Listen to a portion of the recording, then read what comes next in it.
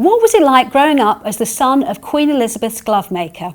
How does a crime author go about researching the inner workings of the royal household? And how did Queen Camilla inspire the plot of a thriller?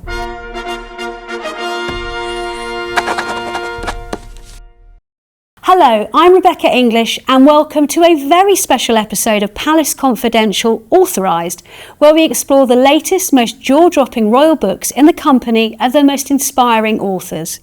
Today we have a world exclusive as I'm joined by Peter James, aka the King of Crime, who has recently written The Hawk is Dead. With a spicy sex scene inside the inner sanctum of Buckingham Palace and the murder of 3 royal aides, including one who disturbingly chokes to death by having a long service medal stuffed down their gullet, it's fair to say Peter's latest book is not your average regal read. But it has been eagerly devoured by none other than Queen Camilla, who may have inspired some of the more mischievous aspects of the plot. Peter, thank you for coming on the show. Thank you, Rebecca. Before we get into the interview, remember to like and subscribe to the Daily Mail Royals channel for more exclusive content like this. We also have the Palace Confidential newsletter, which you can sign up to by scanning the QR code on screen now. Now, Peter, you are the creator of the famous Roy Grace detective character. Can you tell us a little bit about Roy Grace and who he is and what he does? Sure. Roy Grace is a homicide detective based in Sussex. When we first meet him in the first book in the series, Dead Simple, we learn that he has a missing wife. He's coming up to his 39th birthday, and his wife, Sandy, who he loved and adored, vanished off the face of the earth 9 years earlier. Nonetheless, he continues to function as an effective homicide detective, whilst all the time wondering what's happened to his wife. Did she run off with a lover? Did she get killed? Murdered? Complete mystery. And I always joke, but I say, if I was ever unlucky enough to have a member of my family murdered, Roy Grace is the detective I would want running the case. He's somebody who's a very nice, kind, caring, deeply empathetic, but very, very sharp detective. And he, for 20 of the novels in the series, basically functions in and around Sussex. And all the time that the books develop, I see a little bit more about what might have happened to Sandy. He's been idolizing her, and I start showing readers throughout the series that maybe, just maybe, she's not quite the perfect wife he thought, and maybe, just maybe, she's still alive. This is fascinating, but with this familiar stomping ground in Sussex, your 21st book, which is soon to come out, The Hawk is Dead, how does Roy Grace find himself going from Sussex to the inner sanctum of Buckingham Palace? If we wind back to about 2015, a friend of mine messaged me out the blue. He said, whatever you're doing, stop doing it, go out and buy a copy of the Daily Mail. Very sensible friend by the sounds of it. Very sensible friend. So I did, and there was a photograph of the then Duchess of Cornwall, Camilla, in our office with 2 of my Roy Grace books behind her head. Wow. And she said I was one of her 2 favourite authors. The other was Jane Austen. And I thought, okay, that's good company. I'll take that. And I wrote a note back to her just saying, thank you so much, wow, kind of thing. And she wrote a really chatty couple-of-page letter back saying she really did genuinely love the books. She'd read every single one. And we had this ongoing correspondence. Long story short, when she started what was her reading room, which began as the Duchess's reading room and is now the Queen's reading room, she was interviewing authors, featuring them for 2 weeks on her Instagram page, and I was asked if she could come down and interview me. And she came down to the set of the filming of Roy Grace, and we had this bizarre interview in a warehouse. I remember, because I was there, wasn't I, covering it for the Daily Mail? We were upstairs in a warehouse at Shoreham Harbour, and we sat down on 2 metal chairs, and she starts interviewing me about the Roy Grace novels, and she knows more about them than I do. And it's quite remarkable, because it's fair to say, they're quite twisty, your novels, quite graphic, but she obviously clearly is not put off by that. No, she actually likes some of the gruesome bits. Really? And it's quite funny. I think you may remember, because after the interview, I took her on the tour of the set. I introduced her to John Sim and the key cast, and then she watched some of the filming. And I said, maybe you'd like to be an extra. And she said, I could be a dead body. And I think afterwards you had a bite to eat with her, didn't you, as well? I wasn't allowed in that bit. These royal visits are very prescribed. 11:05 helicopter lands, 11:15 she'll interview you upstairs in the warehouse until 11:45, then watch the filming, then this, and at 12:10 she'll go upstairs, be private, have her lunch, and then she's off to the next appointment, which is a hospice in Eastbourne. And so dutifully at 12:10 I said, Your Majesty, I'll leave you now to have your lunch. She said, no, come and join me. And so I go upstairs with her and Sophie Densham, her private secretary, and Sophie produces out of a big handbag a thermos flask, a banana, and a ham and cheese sandwich. And I sat down and had this picnic lunch. And I was trying to pinch myself. This is our future queen, and I'm sitting on a metal chair upstairs in a warehouse having this picnic with her. And she was such good fun and company. And because she loves literacy, she loves literature, she loves authors. So did she suggest at that meeting that, maybe you should come to the palace and start researching a new book, or did that come afterwards? It came afterwards. We kind of kept this sort of correspondence. I would always send her a copy of my latest book. And she wrote and she said, when are you going to set a Roy Grace novel in London? And I thought, well, you know what? People who've disobeyed past queens, things have not ended well for them, or burnt at the stake. So I began to think about it quite seriously. And I thought, if I'm going to set a Roy Grace in London, where better place than Buckingham Palace? But the big question is, how do I get a detective whose manor is Sussex, Brighton and Sussex and all the towns down there, to actually work in London, which belongs to the Met? And you want it to be authentic, don't you? You're known for your meticulous research on things like this. Yes. So I thought, I've got to make this work. And I had this idea. I've always been fascinated by the royal train. Seem to be decommissioned. It is. It's really sad in a way. Yeah. But because it is basically a floating. It's a palace on wheels. It's been used by the royals for many, many decades for staying overnight rather than having to go back to London. And it's a bathroom, but it's very tired. It's an old avocado bathroom suite. There's a bullet hole in the floor in the dining car, which apparently from a member of the Royal Protection Squad actually accidentally discharged his gun some years ago. And they kept it there for prosperity. Yeah. And so I thought, okay, what about if Queen Camilla comes on a tour of hospices along the south coast, starting in Brighton. So she takes the royal train down to Brighton with her entourage. And what about if Roy Grace is worried that there's a big Not My King protest happening in Brighton on this day? So all the police are on high alert. And there's a famous tunnel 5 miles north of Brighton called Clayton, which Queen Victoria was terrified of because one of the worst disasters in British railway history happened there.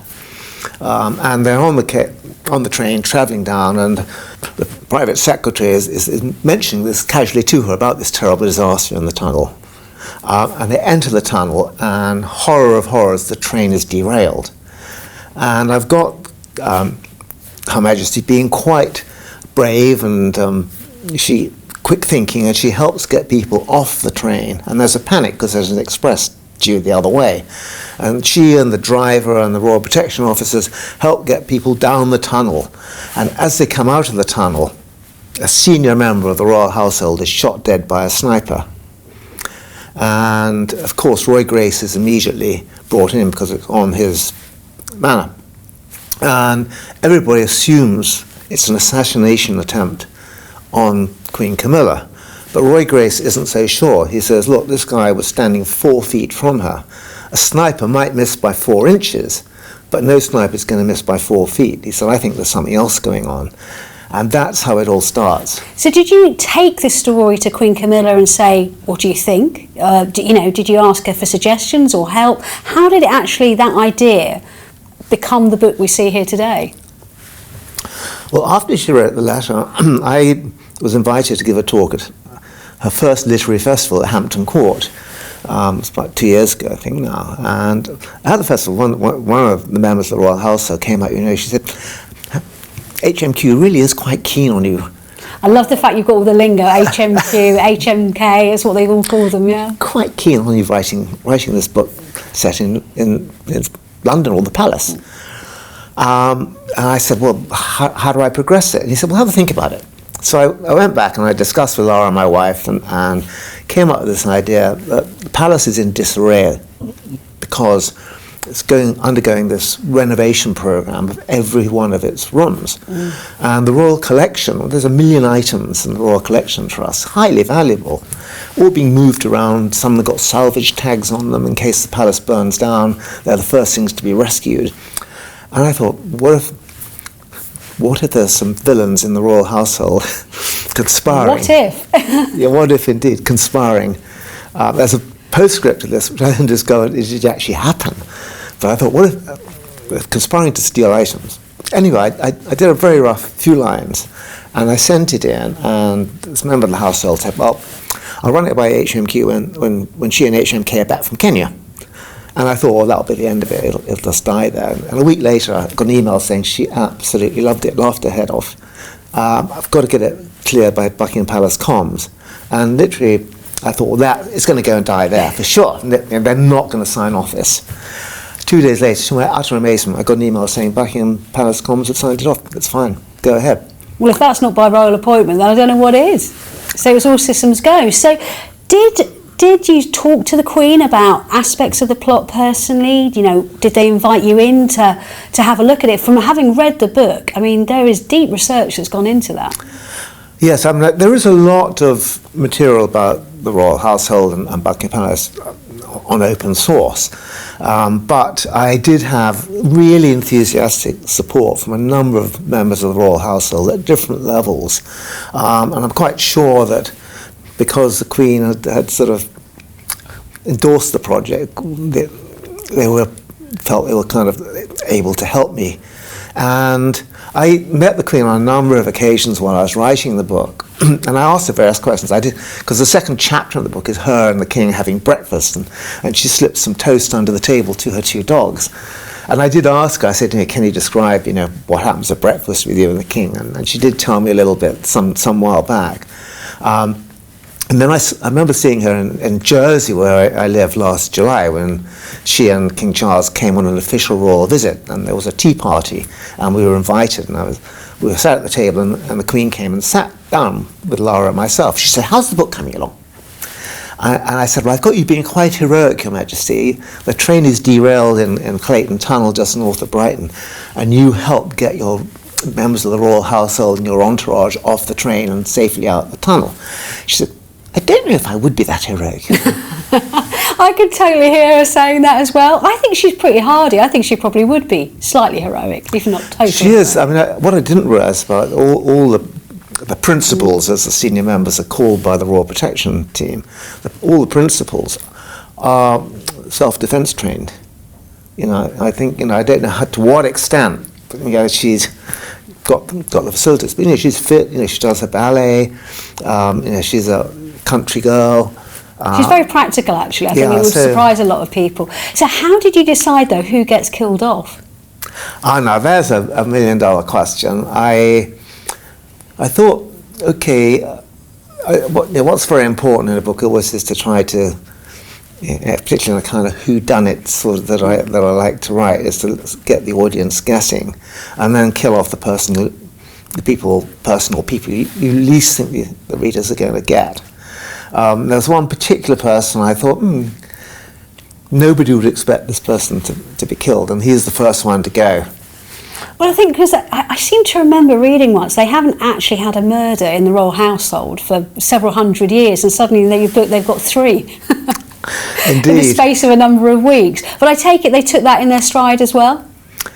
Yes, I mean, when I was writing the book, I was quite nervous because I made all the key members of the royal household real roles, but fictitious names. But I felt I couldn't give the Queen and King fictitious names, because then the book wouldn't have any bite. Everybody knows that Charles is king and Camilla is queen. So if I called them sort of King Eric and Queen Doris or whatever, it would have sounded ridiculous. So I thought, okay, I've got to have them as themselves. And that meant putting words into their mouths. And I was really nervous. I did get a lot of help. Some wonderful little details. I remember I have a scene when king summons Grace to his office, and he says, "What's all this that you think my wife was not the subject of the assassination attempt, that it was somebody else? You know, she was coming out the tunnel, the bullet just missed her. There's obviously a madman out there who wants to kill her." And he stands up and he puts both hands in his pockets. And one of the aides said to me, he'd only ever put one hand in his pocket.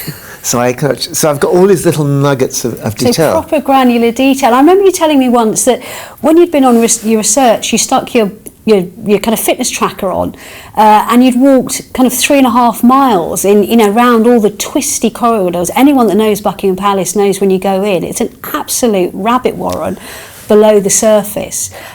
What kind of little nuggets did you pick up then?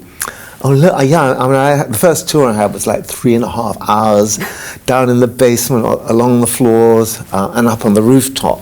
And I said to this aide who was taking me around, I said, "How on earth does anybody learn to navigate this place?" And he said, "Well, I asked Prince Philip that when I first joined the household, and he said, 'Dear boy, you navigate by the paintings.'"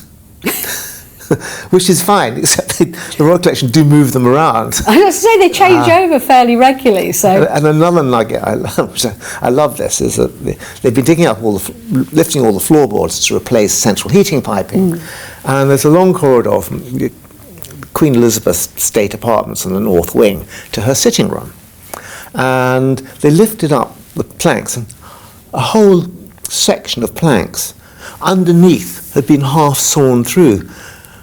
Obviously, craftsmen 100 years or 50, 100 years ago had been sawing wood on these, and they'd gone down as floorboards. I mean, if the Queen Elizabeth had a real tantrum and jumped up and down, she'd have done a Monty Python and literally gone through the floor. So she had her entire reign not knowing that she was walking on sawn through sawboards. Yeah. Luckily, she was a very calm and even-tempered person and probably wouldn't have been tempted to jump up and down. Yeah. But that's the thing that I suppose in a way, although you've never had a crime thriller set there before, it's the obvious place for one, isn't it? Because it's so full of intrigue and backbiting and jealousy. And weapons. And weapons. I remember you spoke to King's Armourer, didn't you? I absolutely did. And it's quite... What's been interesting is that a few people in the household have read the book, and one have said to me, "Gosh, I didn't know about the Indian room." And he said, "I've learned several things from your book I didn't know," and I work in the household. But yeah, the thing that fascinated me was this room called the Indian Room, and the king back in the 1850s had basically brought this massive collection of daggers and swords from India, and India back in the 1850s were the Rolls-Royce of weapon makers. If you were in a sword fight, you would want a sword made by an Indian sword manufacturer. They were the toughest steel of all. I was shown this wonderful dagger, which has got pearls. It's about that long, and it's got a slit in the middle with pearls in it. And you hold it up, it goes clack, clack, clack, clack. And they weren't decorative. They were, if you stabbed your opponent, the pearls would help pull out all their... I just love the fact these are lying around Buckingham Palace, just randomly in someone's room if they happen to use them. But and of course that does feature in the story. Well, I was going to say, because one of the unusual items I alluded to before was one of the murders was a person having their long service medal stuffed down their throat, basically. I mean, for such a lovely person, you come up with some really twisted ways of killing people off, Peter. And you know, did the people you were dealing with, and did the Queen, even the King, did they kind of take that in their stride? You know, I mean, it's I can imagine you've probably learnt about a lot of the workings of Buckingham Palace, and you know, people covet these things quite heavily, don't they? Yes, I mean, the workings of Buckingham Palace are it's a whole world of its own. There's a lot of jealousies. There's jealousies about people who are in uniform and not in uniform. There's jealousies about medals. People covet medals, you know, long service medals. There's different kinds of medals. And one of the things I did learn, which I thought was nice, is that apparently that King Charles and Queen Camilla are wonderful employers, and they're incredibly kind to their staff and very tolerant as well. And you get jealousies about it. There's a big renovation program where they're trying to make more open plan offices, which apparently King Charles isn't that pleased about. He prefers private offices, but some of the people in the private offices are complaining, going, well, if I move for open plan, where's the can of letter on my wall going to go? Only a problem you'd have in a palace, I can imagine. We should have such high-class problems in all our lives. But in answer to your question about what do they think about the violence, I realise before I get too far with the edit of the book, I've got to let the Queen see it. Because I thought, if we get to the point where the book is actually finished and she's not happy, I've put a lot of words in her mouth. There's scenes in her with Roy Grace. She even shows him round part of the palace at one point in the story. I thought, I must let her see it. So my publishers, back in March, when it was a really early edited draft, they bound a copy up with 001 on the front. Brilliant. And I got it hand-delivered to Queen Camilla. And I said, this is the only copy in existence. Have a read. This is the time I can make changes. And if there's anything you're not happy about, anything at all, please tell me and we can make the changes. And I met her at Clarence House a week later. And I didn't sleep the night before. I was so nervous. I thought she's going to come up and she said, Peter, you can't publish this. No. Anyhow, I rock up at Clarence House and she just walked across the room with this big smile on her face. She said, I absolutely loved it. I said, is there anything you want changed? Not a word. Not a word. And I thought, it was one of the best moments of my life.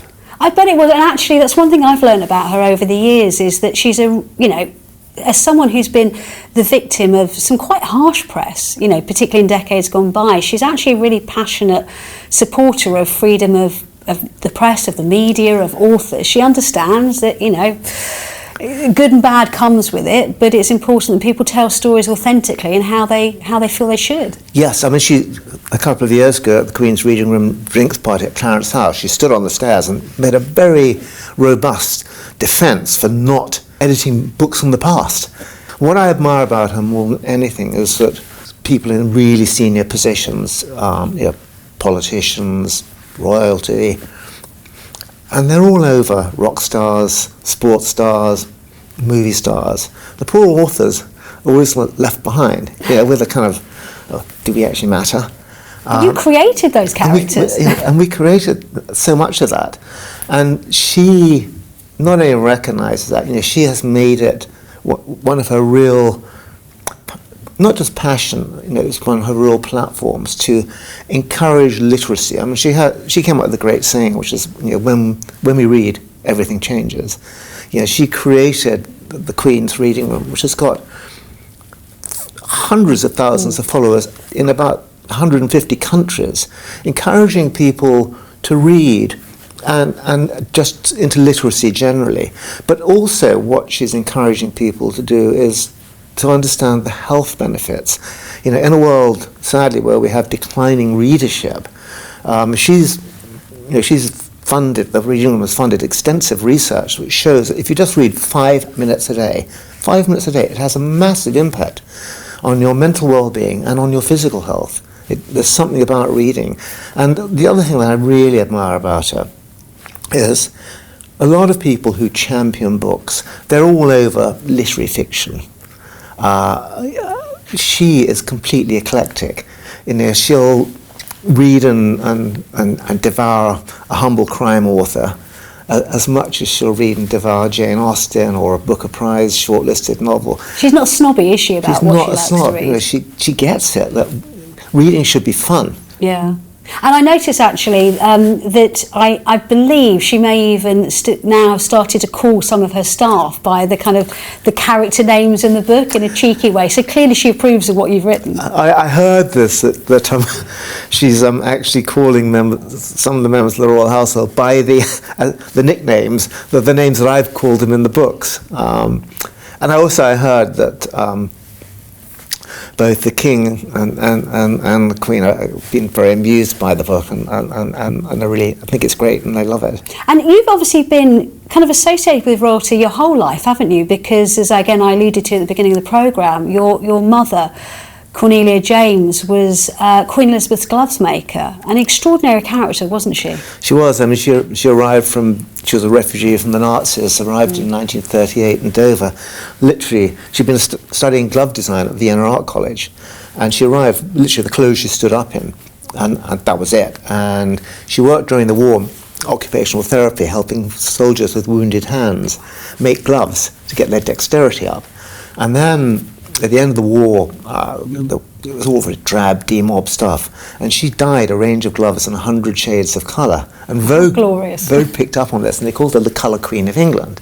And immediately, Norman Hartnell and Hardy Amos, who were the then Princess Elizabeth's two couturiers, asked my mother to start making their gloves. And she then made the gloves for when the Queen's going away dress of Princess Elizabeth in 1947. And she then got asked, and she made Queen Elizabeth and the Queen Mother's gloves for all of her life. And she was so proud. I mean, everywhere in our factory in Brighton, there were big posters of the Queen. My sister Genevieve, who I know you've interviewed, now runs the business. But I remember as a kid, I have one abiding memory, which is the Queen Elizabeth was quite frugal in a nice way. Very much so, yeah. And she was shaking a lot of hands in our gloves. I think she was in the Guinness Book of Records, having shaken the most number of hands in one day. And the gloves were of a tough kind of cotton, so they're very comfortable and they absorb perspiration. But her dresser would send them back for repair, with a note saying, yes, the seam has come undone here. And my mother, so proud, she wouldn't let anybody else touch them. Oh, bless. So on a Sunday evening, I remember I'd be sitting with my parents watching Bruce Forsyth on Sunday night at the London Palladium, and my mum would be sitting there with one of the Queen's gloves on her knee and needle and thread repairing a seam. And she obviously held a royal warrant for her entire life, didn't she? She did. She held it for her entire life, and my mum died in '99, but my sister then carried on, and we kept on making the gloves right up until she died. But I bet, did you ever get to meet Queen Elizabeth yourself at all? Or? I did. I met her a few times, and the last time was at Buckingham Palace it was the 200th anniversary of Charles Dickens', I can't remember if it's birth or death, and they had a reception. And I went along, and I suddenly found myself in an alcove with her.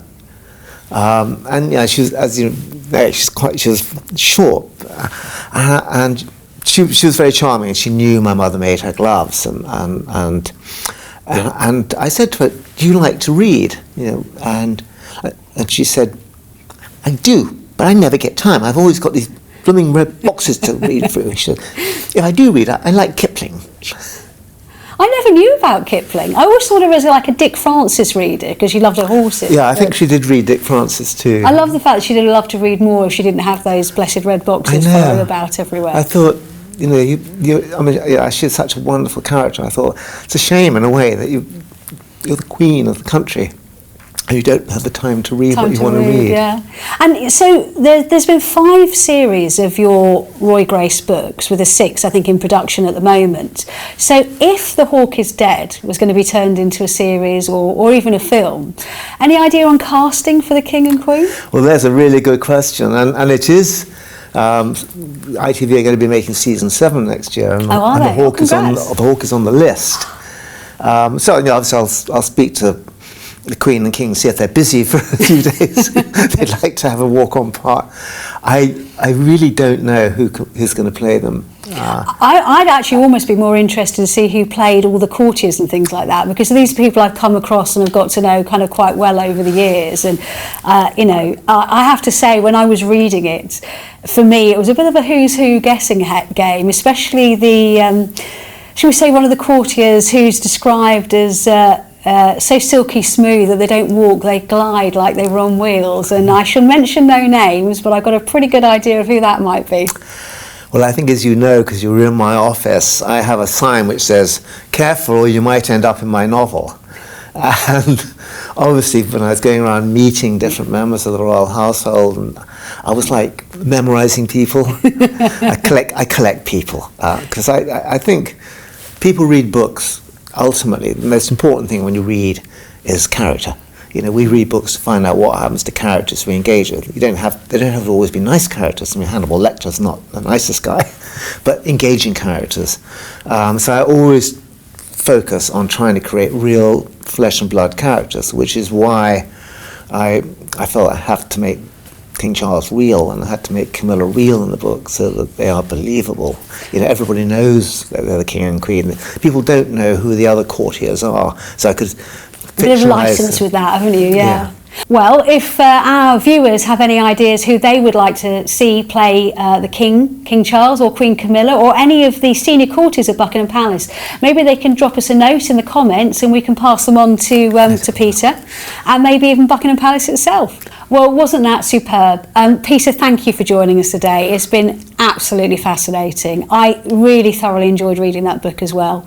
And I like the people you've spoken to, I think I learned quite a lot of new stuff when I read it as well, and I've been doing this job for 20 odd years, so. Thank you, Rebecca. It's great to talk, and it's been a real fun journey. Well, as I say, we know it's by royal approval, we know it's been read by Queen Camilla, and she loves it, so fingers crossed they will too.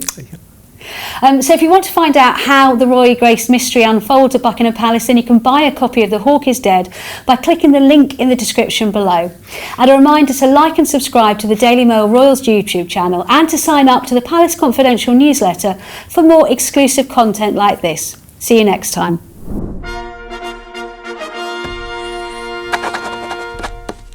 Welcome to a very special episode of Palace Confidential. Now, our viewers are always telling us that they want more on Princess Anne, the ultimate unsung hero of the royal family. Obviously, that's a brilliant idea. So to mark her 75th birthday, we thought we'd devote a whole show to her, and who better to talk about her than the man who has interviewed her 7 times and met her many more. I am, of course, talking about the Daily Mail's Robert Hardman. Welcome to the programme, Robert. Hi, Joe. Now, before we get going, a reminder, for more great royal shows like this, please do subscribe to the Daily Mail Royals YouTube channel and think about subscribing too to our free weekly newsletter. Also in the description below is a link to Robert's latest royal biography. It's called Charles III, and it's obviously a fantastic read. Now, we can't, of course, cover her entire life in one show, but we will try to bring out some of the best bits. So, Robert, let's go back to the start. Now, it's often said that for all its privilege, King Charles found his childhood quite hard. Now, long periods without his parents, a boarding school he didn't like, and at just 3 years younger, what was her experience like? Similar? She looks back on her childhood with great fondness. She loved the sort of roughy-tufty of sort of royal life in those days, and she loved school. It's always worth remembering that those two, they're the only people alive on Earth who were there the night that George VI died at Sandringham. They were staying there with their grandparents. And Charles was a little boy. Anne was really little more than a toddler, but her parents had gone off on this round the world tour and left them with the grandparents, so they were both there in the house that night, and I think that there is that sort of bond between them. They were there right from the start of the reign. Andrew and Edward obviously came later on, 1960 in the case of Andrew, 64 in the case of Edward, but those two had been they were part of the Elizabeth II story from beginning to end. It's fascinating, isn't it? And to me, for Anne, she's sort of like always accepted that she's a royal, and it comes with tradition and it comes with duty, and she got straight into the royal engagements after leaving school. Yeah, she went to Benenden. She started off with a governess at the palace. She didn't like that very much. She was very keen to go to school. She asked, "Can I please be sent away to school?" Whereas Prince Charles famously didn't really want to go. She did. Went to Benenden in Kent. Loved it, got on really well, made lots of friends. I talked to her about it, and she said she could never quite understand. She said everyone was always terrified of the headmistress, and she said I wasn't. I couldn't understand why people were. You probably thought, well, the headmistress is probably quite scared of you. I think there might be a reason. But she loved it there, and she did reasonably well. She got, by the standards of the day, got 2 decent A levels, certainly enough to get her into university. She didn't want to go to university. She wanted to do professional full-time equestrianism, but also royal duties. So she left school and went straight into this sort of hybrid of riding at a really world-class level eventually, and also helping out the monarchy. Yeah, and when did the horses become the passion that they did? Well, she, all through her childhood, she loved ponies and horses. She actually shared a pony with Prince Charles when they were very little, and it was always said that it was sort of, Anne would be sort of fighting to get on this creature, and Charles was quite happy to say, well, it's all yours if you want. She loved riding from an early age.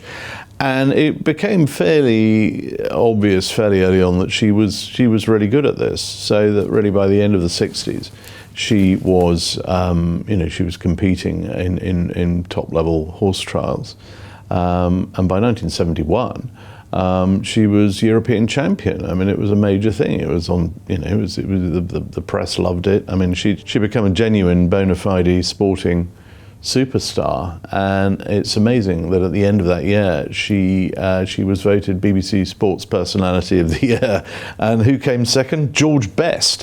So I mean, that was here was something where you couldn't fake it. It was genuine talent on her part, and obviously on the horse's part as well. But I mean, she was clearly marked out to be a really top class event rider.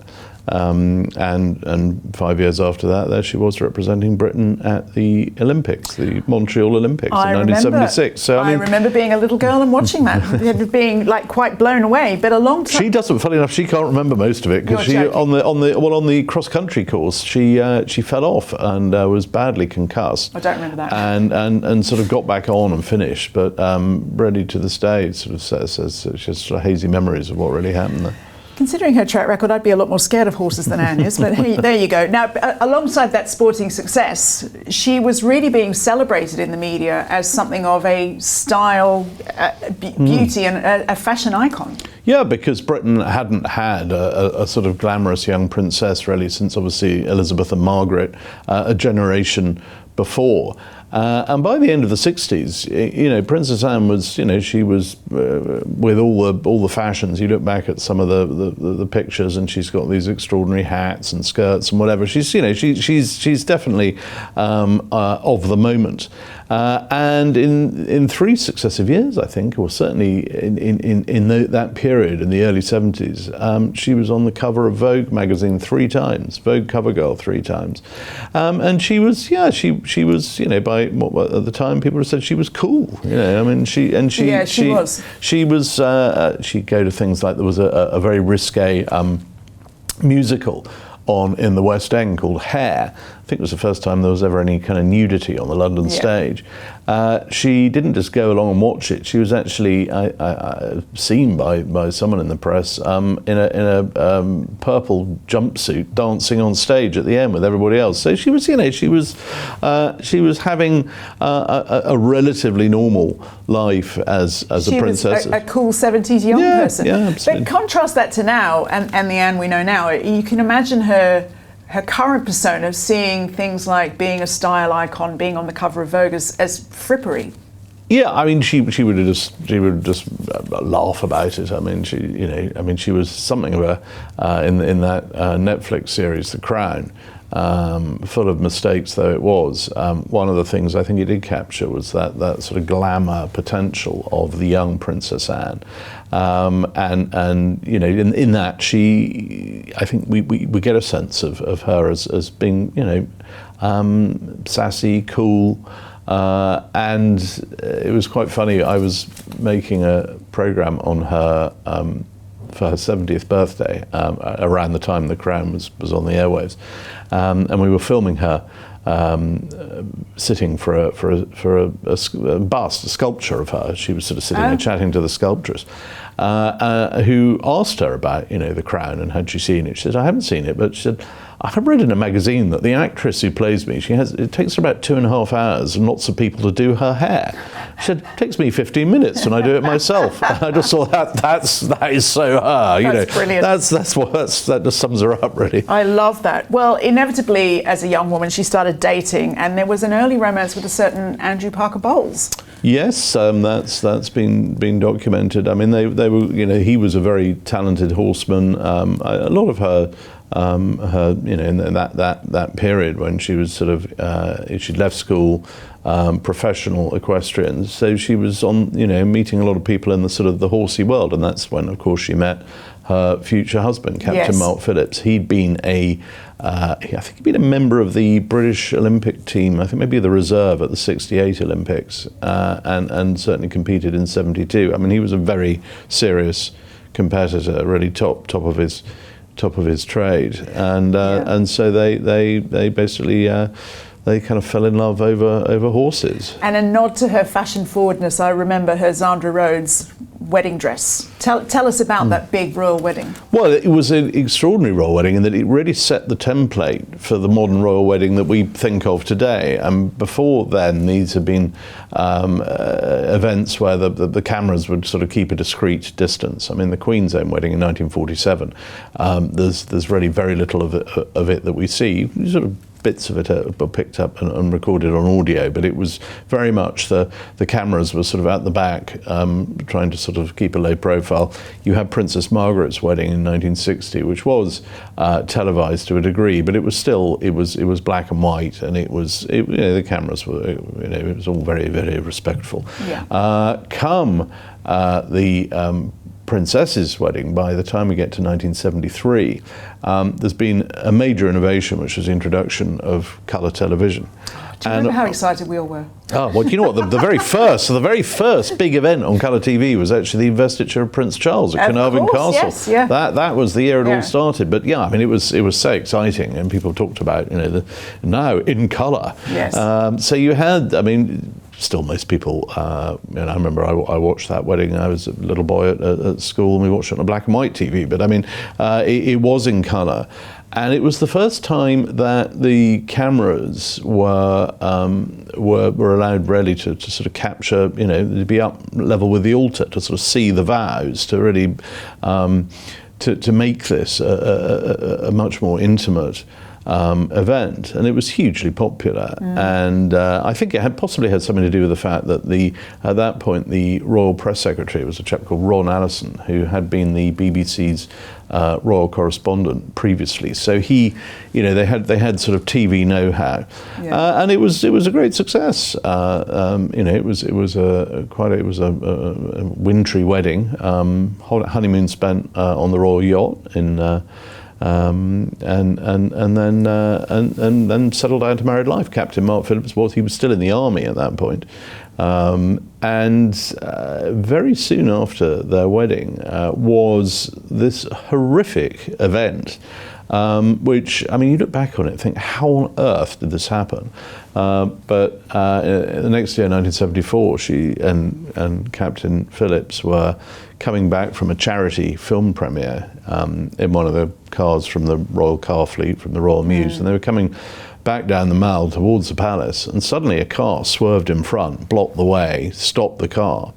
And out got this bloke with a gun, and he was a man, terrifying man called Ian Ball. And so this man jumps out of the car.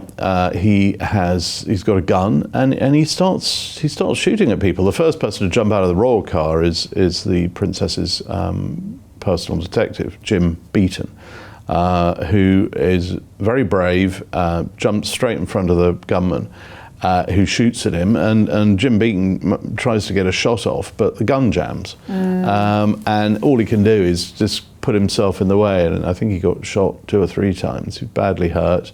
The chauffeur got shot. There was a passerby got shot. Ian Ball tried to drag the princess out of the car. There's still some dispute about exactly the form of words, but he. Oh, but I like the legend. The legend is that he tried to pull her out of the car and said, "You're coming with me," and she said, "Not bloody likely." Yeah, but you can hear her saying that. You can hear her saying it. I think those were the words she said. I think what he actually said was, "You're coming with me. I'm demanding a ransom of £1 million," and it was to that she said, "Not bloody likely." But anyway, she wasn't going anywhere. She had Mark Phillips holding on to her, the gunman trying to pull her out, and she wouldn't give way, and she kept her nerve, and eventually the guy gave up. He wasn't going to get her out of the car, and he ran off. and ended up being rugby tackled by a policeman, was arrested and sent to Broadmoor. I mean, it's shocking when you look back on it how close everyone in that car came to actually being killed. And how accessible a member of the royal family was. Well, after that, everything changed. So that was when they introduced things like backup cars. One of the interviews I did with her, we talked about it, and I wondered, how she'd respond, and she was very matter of fact. She just said, "Well, actually, I had thought about it in advance, because one of the things she said you're trained to do when you're, when you're in a 3-day event, you're doing all this equestrianism, is you're always thinking ahead. You have to think what would happen if the horse does this, or if such and such happens." She says, thinking ahead and having a kind of a pre-plan in the event of things going wrong. You always have that at the back of your mind. So she said, she had given some thought to moments like this, and she took the view, I'm not going anywhere. And afterwards, the thing that annoyed her most was that that Ball had been pulling on her dress and had ripped the sleeve and had ruined a perfectly good dress, typically her. I can relate. But I mean, for the Queen and Prince Philip, I mean, they were woken up in the middle of the night. They were on a state visit to Indonesia and took this call in the early hours, say, look, someone's tried to kidnap the princess and shots have been fired, but she's okay. And in sort of typical sort of royal stiff upper lip, the state visit to Indonesia continued. The princess sort of got on with life. But when the Queen came back, she had a special investiture for all those who'd been involved, because I mean people had been really heroic that day. Absolutely. And quite rightly, Jim Beaton was awarded the George Cross, which is the highest decoration you can get. Apart from the Victoria Cross, it's just extraordinary. And went on to become the president of the VC and GC Association, which is sort of the club for the very bravest people in the land. So that was a shocking moment. But this was the 70s. I mean, terrorism was rife, kidnappings were commonplace, particularly on the continent. You had sort of politicians and millionaires being kidnapped and shot at. I mean, it was a rough time. But she pressed on. For her, it was the equestrian career was what mattered most, and so she that's what took her to the Olympics in Montreal.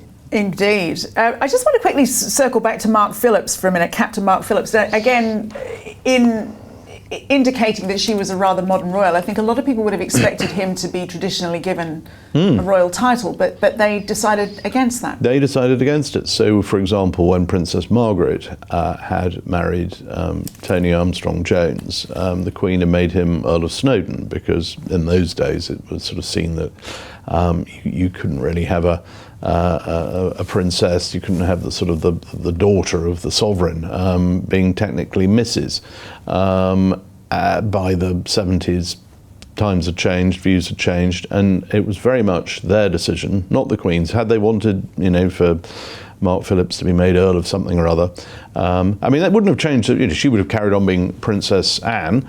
What it would have meant was that the children then had some sort of title, and if he'd been made Earl of, for argument's sake, I don't know, wherever, Earl of Gatcombe, and then there would have been a courtesy title for their eldest son, who would have been Viscount, whatever.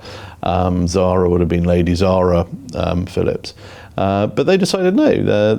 Her view was, and again, I've talked to her about it. And she just said, we looked at where they are, what's likely to happen, how life is likely to sort of unfold for her children, and clearly they were very unlikely to be sort of playing any sort of official role in royal life. She totally understood the system of male primogeniture. She had two brothers below Charles. Obviously, they were in due course.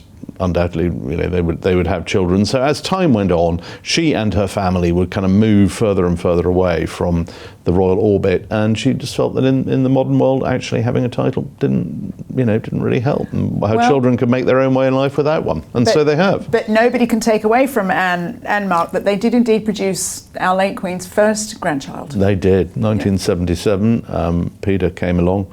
and the Queen was absolutely thrilled. There was some consternation at the palace that day because there was an investiture going on, and the Queen sort of didn't turn up. She was late. And everyone thought, the Queen late? And the Queen's never late. And then she arrived about 10 minutes later and I'm frightfully sorry, I've just become a grandmother. Oh, and it was sort of, rounds of applause.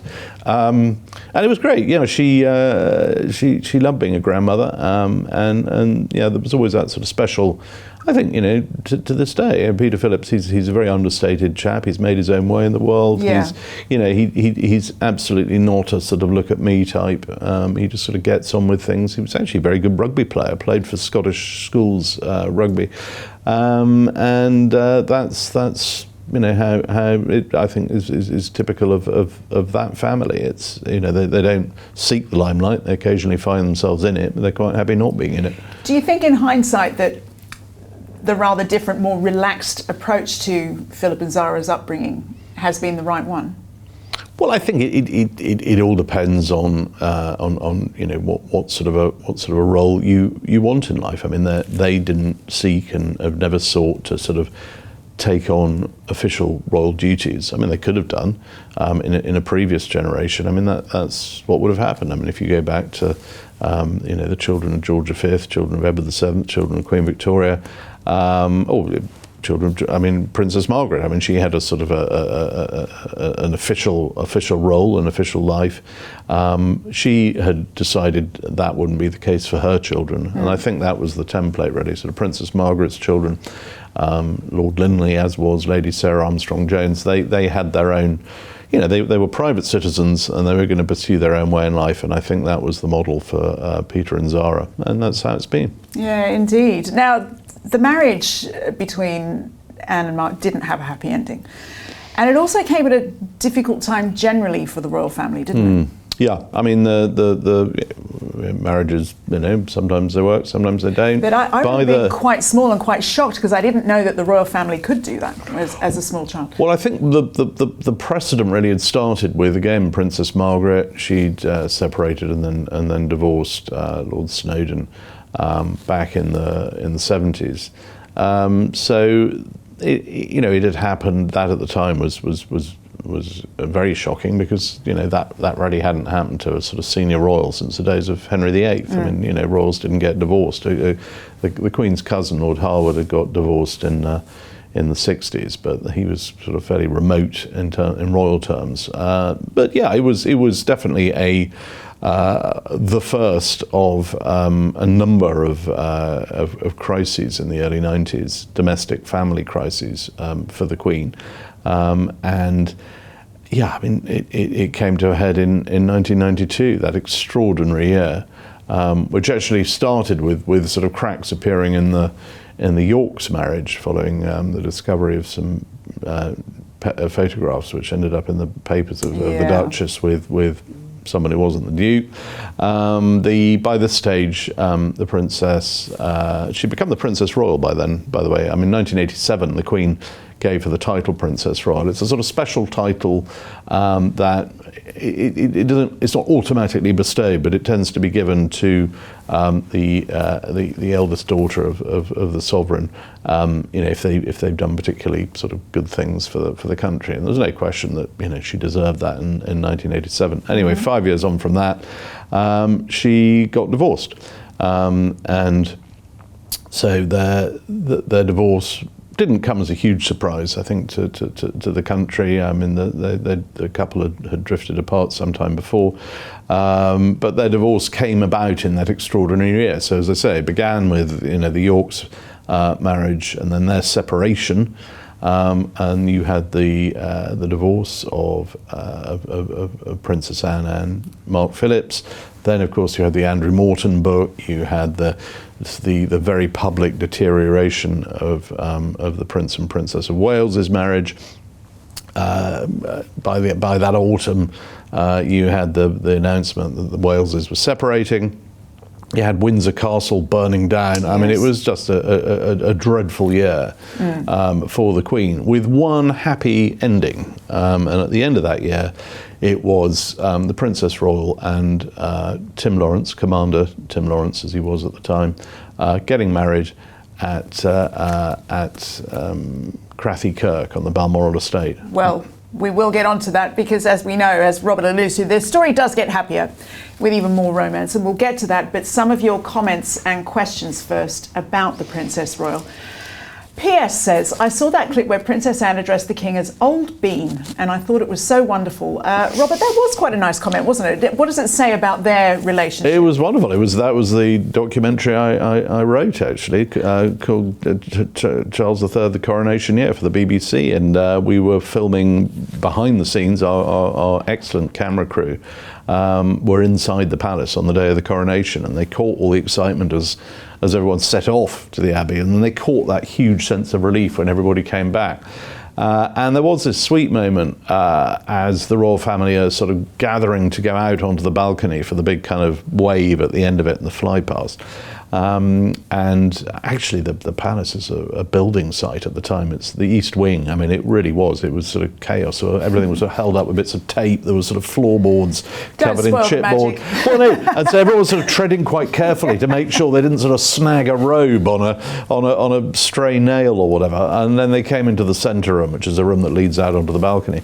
And it was really the first time they'd all had the chance to sort of have a chat after the service. And the princess sort of comes in, sees the king, goes, "Hello, Old Bean." And it's just a rather wonderful moment. You just, that's... And so English. It's so English, but it's that relationship, actually. It's quite an important one, for the sovereign to have that sort of, particularly for a king. King George V was always terribly fond of his sister. It was a very sort of endearing connection. And that was a key day because people often forget. But the coronation, there you've got the gold state coach, you've got all the crowns, you've got all the ritual, and the king leaves the abbey in the gold state coach with the Queen and 4,000 troops or whatever. But riding just behind the gold state coach, there is the Princess Royal, because she's gold stick in waiting in her capacity as Colonel of the Blues and Royals. Yeah. And all the rest of the family are in cars or in carriages, in the case of the Waleses, but there's one who's in the rain on a horse in her capacity as a very senior bodyguard. But I love the Old Bean comment because at once it's affectionate as well as reminding him that he's just your annoying brother. No, he was very touched by that. Yeah, I love one other thing I think is always worth rewind, have a look back at the official coronation photo. There they all are, lined up. Who is the right-hand man? Who's on the king's right-hand side? It's the Princess Royal. Queen Camilla's on his left. Princess Anne's there because they as I said, they've just been there. They've been part of that show from the very beginning. She is the only one who remembers their days as the children, not of the Queen, but of the Duchess of Edinburgh, as she was.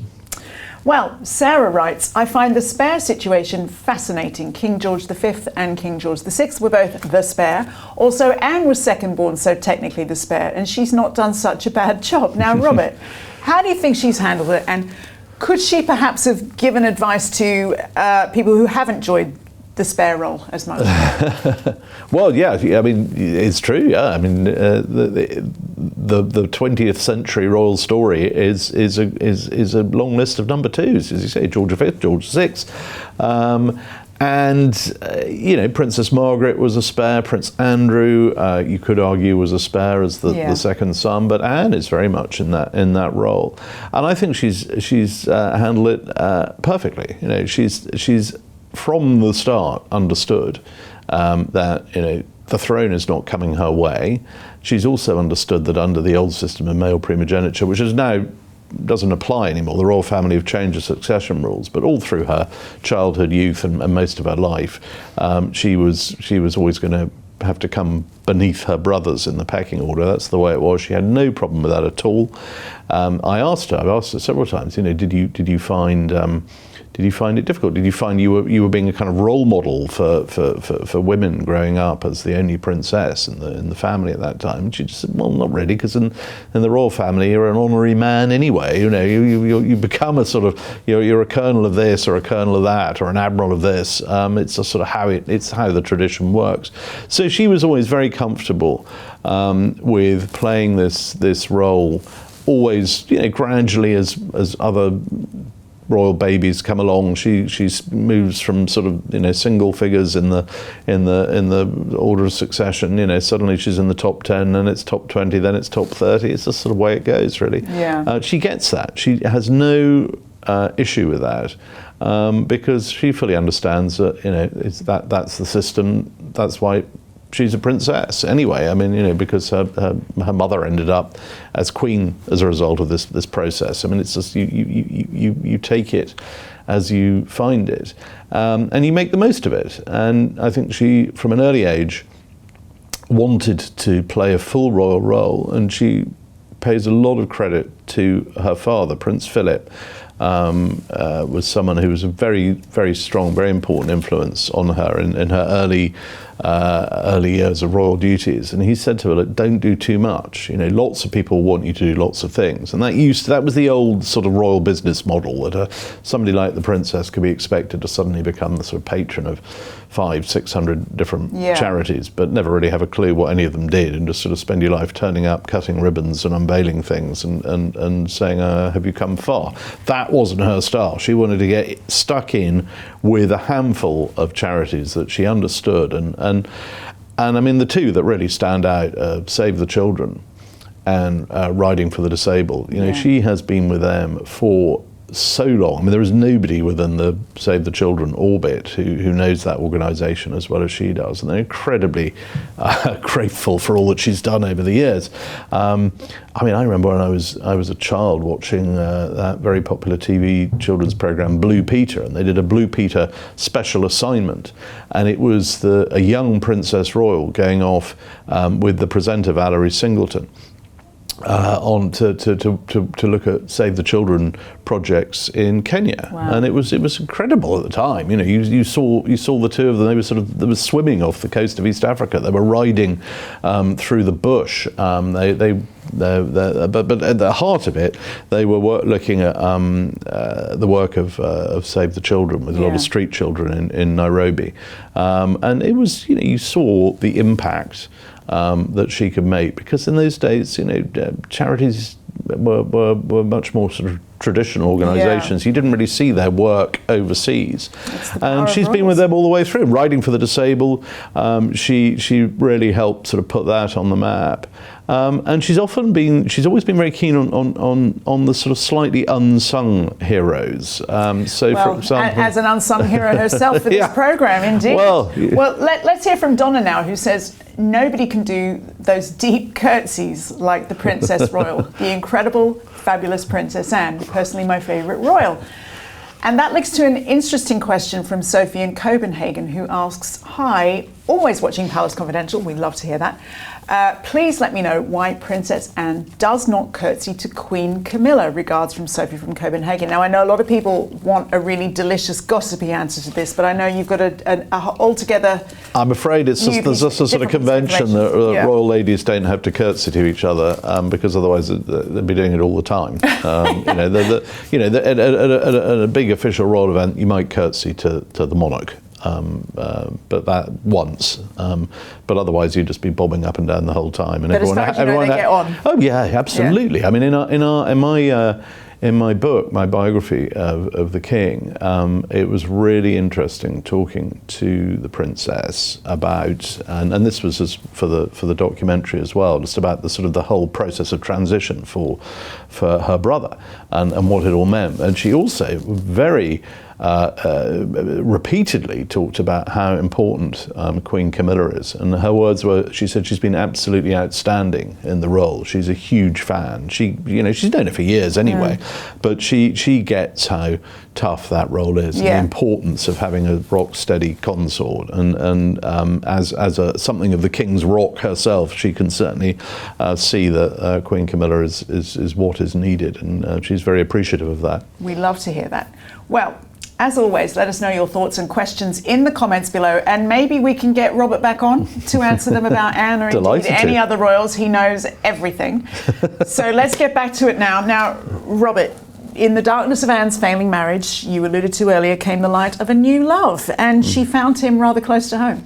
Yeah, Commander Tim Lawrence had been the equerry to the Queen, and love blossomed, and it's been a great partnership. I mean, he's very much hugely regarded, hugely respected member of the royal team. Has never sought any sort of official royal position. He's not in any, he doesn't come with royal status or a royal office or whatever. But he's very much part of. He's there to support her when required. Has led an extraordinary, successful career in his own right, both during his days in the Royal Navy, rising right to the top, becoming Vice Admiral, and subsequently afterwards. I mean, for example, he became the chairman of English Heritage, in which capacity I interviewed him actually a couple of times. And I think that was very interesting, because you've got a big heritage organisation, just like the National Trust. And it was just at the time the National Trust was getting into all sorts of culture war trouble and endless rows about it. It was just going wrong left, right and centre. English Heritage just sort of sailed through all this. There was never any rows. It just got on with it. And I think he was, in all the organisations he's been involved with, and other organisations, as Commonwealth War Graves Commission. He's a sort of solid and steady, front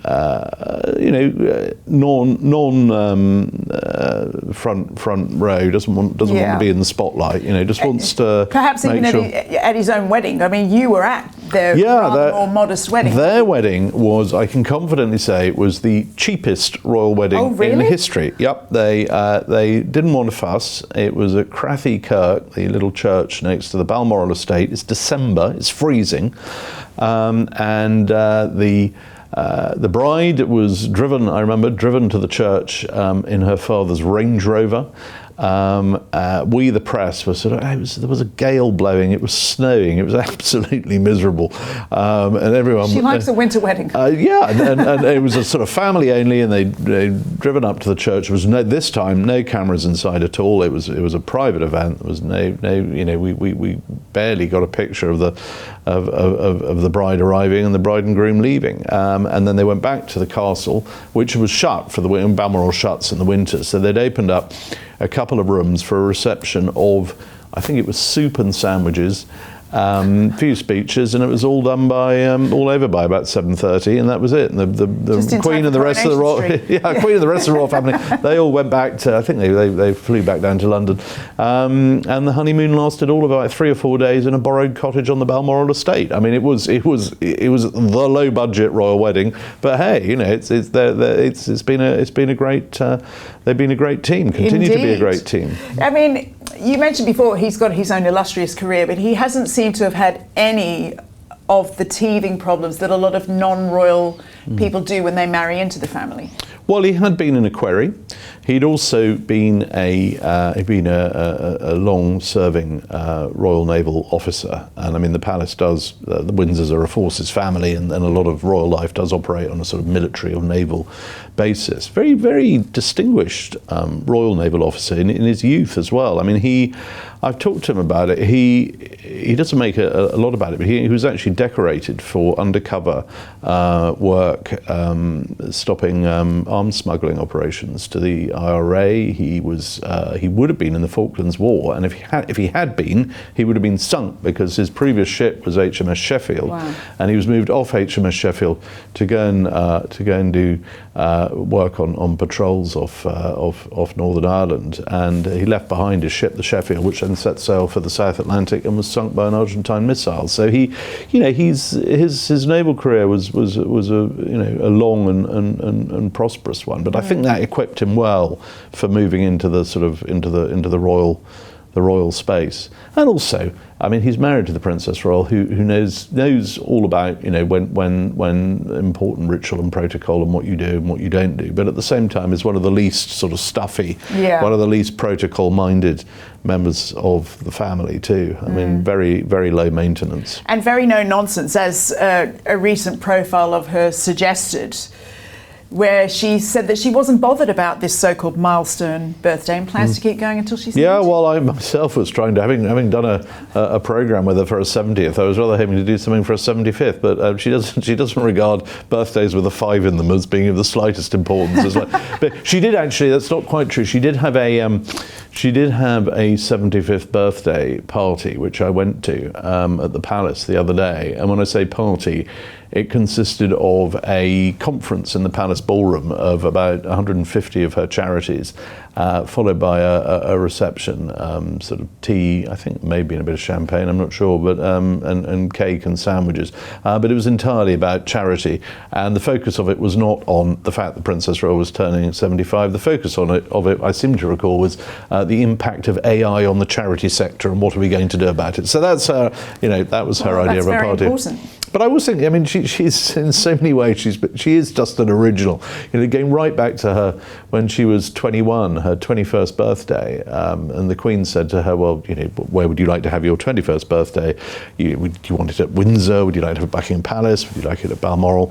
She said, no, I'd like it in Portsmouth, please. I want to have it in the Royal Yacht. And so for, I think, the only time ever, they pulled up the carpet in the royal drawing room on the yacht and put a disco in. Oh, I love that fact. But I mentioned at the top of the show, you've interviewed her many times. People will be desperate to know, what is she really like? What's in person? What's your impression? As with her late father, who I also interviewed a number of times, you really need to do your homework. She doesn't want sort of glib, silly questions, but she's fascinating to talk to. On whatever the issue happens to be. I mean, sometimes on one occasion I was talking to her about her work overseas, or talking to her about the role of the Queen. She's got really interesting observations, very good memory, not so, good eye for the odd anecdote. Yeah. Loves it when things don't go entirely to plan, always has done. But does her homework, and she'll just let slip these fascinating little sort of aperçus into what makes her tick. Well, another favourite one actually has suddenly come back to me, where I was talking to her about we just filmed her helping the Queen at a garden party at Buckingham Palace, and I was talking to her about garden parties and the fact that you get these huge sort of crushes, the crowd sort of, you see these lines going through the crowd, everyone wanting to sort of shake hands with the monarch. And she said, what I like to do is, when I'm on a garden party, I like to skirt around the edge of the flower beds and find the people who are holding back, who don't want to get in with the crowd, the sort of people. She says, I always find it's really interesting talking to those people who are they're the sort of modest, shy people who are slightly wondering, why am I even here? Aww, and suddenly they're sort of standing having a cup of tea, and there's Princess Anne going, oh, hello, no, why are you here? That. That's the sort of thing she does. That's a great host. Yeah, it is, absolutely. Yeah. And you see, if you look through, I mean, all our viewers and listeners can go online and go to the Palace website and look through the long list of all her charities and organisations, and there are some sort of very obscure ones there, because she likes to make sure that the small organisations that don't get left behind. It's not all about the big sort of star celebrity charities. Absolutely. What's she like talking about the rest of her family? She's quite guarded about that. She doesn't like to put words in other people's mouths. I mean, her stock response would be, well, you better ask them. Yeah. What does the king think about this? Well, you better ask him. So she's quite careful on that front. They all are. I mean, they're not given to speculation about each other. Yeah, but she is close to her siblings. We know that. She's not afraid to speak her mind. She's pretty blunt, but she can be quite warm and inclusive. She was the one who we saw hugging Harry, at the event after the death of our late Queen. Well, we were told about that in Harry's book, but yeah. No, she has a very kind of normal and often sort of cheeky, amusing, entertaining, whatever relationship with her children, with her grandchildren. I mean, Gatcombe Park, where she lives. I mean, on that estate, it's interesting that all, both Zara and her family and Peter and his family, they all kind of live on the estate in different sort of bits of different farms, but I mean they're all there or thereabouts. Yeah. And you know the grandchildren are always sort of turning up on their ponies, and she just sort of she'll drop in to see them. I mean it's quite a it's a very close-knit unit, and there's no standing on sort of ceremony there. But can you see her adopting, in her own way, the Prince Philip role in the family, sort of like being that sort of like quiet diplomat, the connector? I don't think she would ever want to sort of assume a sort of paterfamilias sort of head of the family kind of role. That wouldn't be her way at all. But she's definitely there for offering any sort of advice. And I think really in the Queen's later years, it was a particularly important relationship. She would ring up the Queen every day. They'd have chats, and it was just very sweet. I think particularly after the death of Prince Philip, she was a real force for good in that regard. She was a real help to the late Queen. And I think it was purely by chance, as she herself told me. She said it was a pure bit of luck that she happened to be on her way down from the west of Scotland, heading back to London that week that the Queen passed away, and so she stopped over at Balmoral, and she was there at the end, and I think that's so important. Oh well. Anne once had something to say about a speech you gave, didn't she?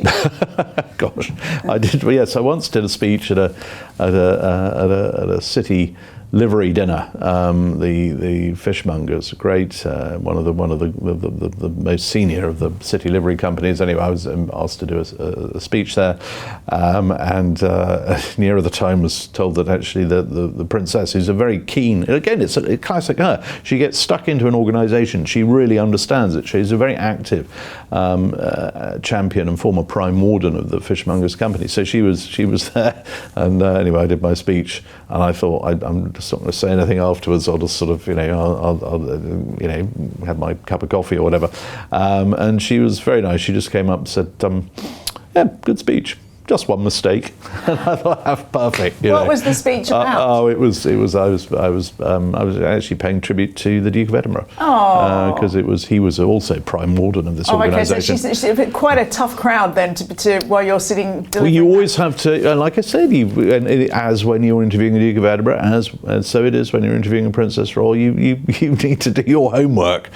Small talk. You're not going to get away with it. So go on. What was the one mistake? Oh, I'd alluded to a particular part of Buckingham Palace, and I got it slightly wrong. And the princess pedant was there to pick you up. No, she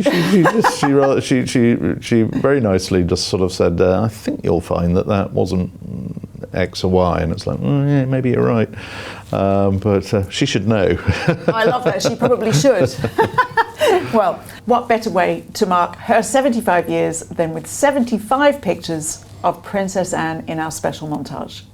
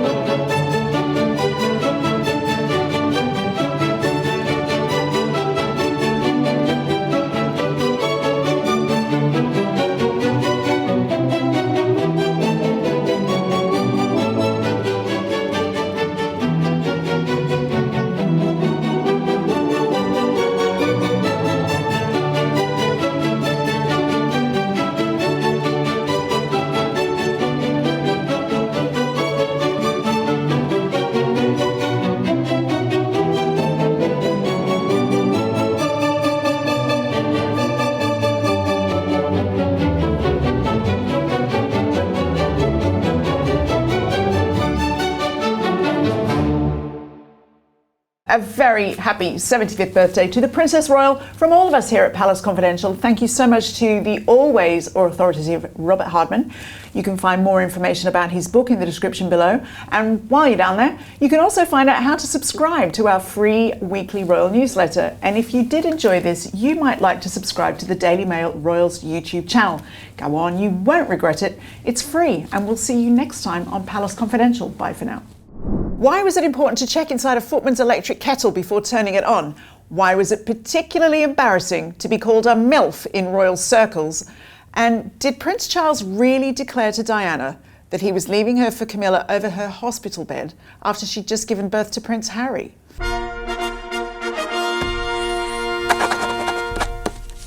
Hello, I'm Jo Elvin and welcome to a very special episode of Palace Confidential Authorised, where we explore the latest, most jaw-dropping royal books. And oh, what a book it is today. We are in the company of one of the most intriguing authors. We have none other than Paul Burrell, who from 1976 was footman to Queen Elizabeth II, then butler to Charles and Diana from 1987, then exclusively served as butler to Diana from 1992 until her untimely and tragic death in 1997 at the age of 36. Paul, welcome. Thank you for having welcome me. to my parlour. Thank you. It's very grand, It's isn't very it? grand. Now, Paul's latest book, The Royal Insider, includes never-before published details of his working relationship with the late Queen, his experience of watching young Princes William and Harry grow up, as well as his no-holds-barred views on the damage wrought by Harry and Meghan's Right Royal Wrecking Ball.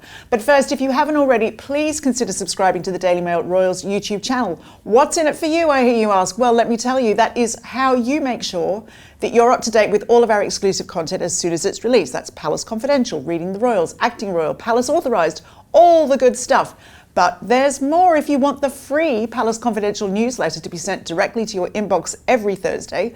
Just scan the QR code that's on your screen now with your camera phone, or if you're watching on a phone right now, just click the handy link below. See, all angles covered, and that's all my plugs done, Paul. I feel we can get going. That's a lot. I know. So we do give a lot here at the YouTube channel. Now, I'm going to start with the most important question. I have to know, why is it particularly embarrassing to be called a MILF in royal circles?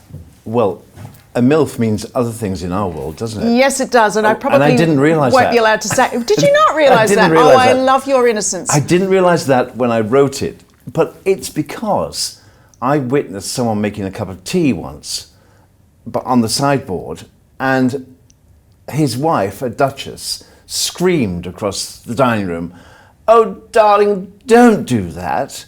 That's what the common people do. You're a MILF." Oh.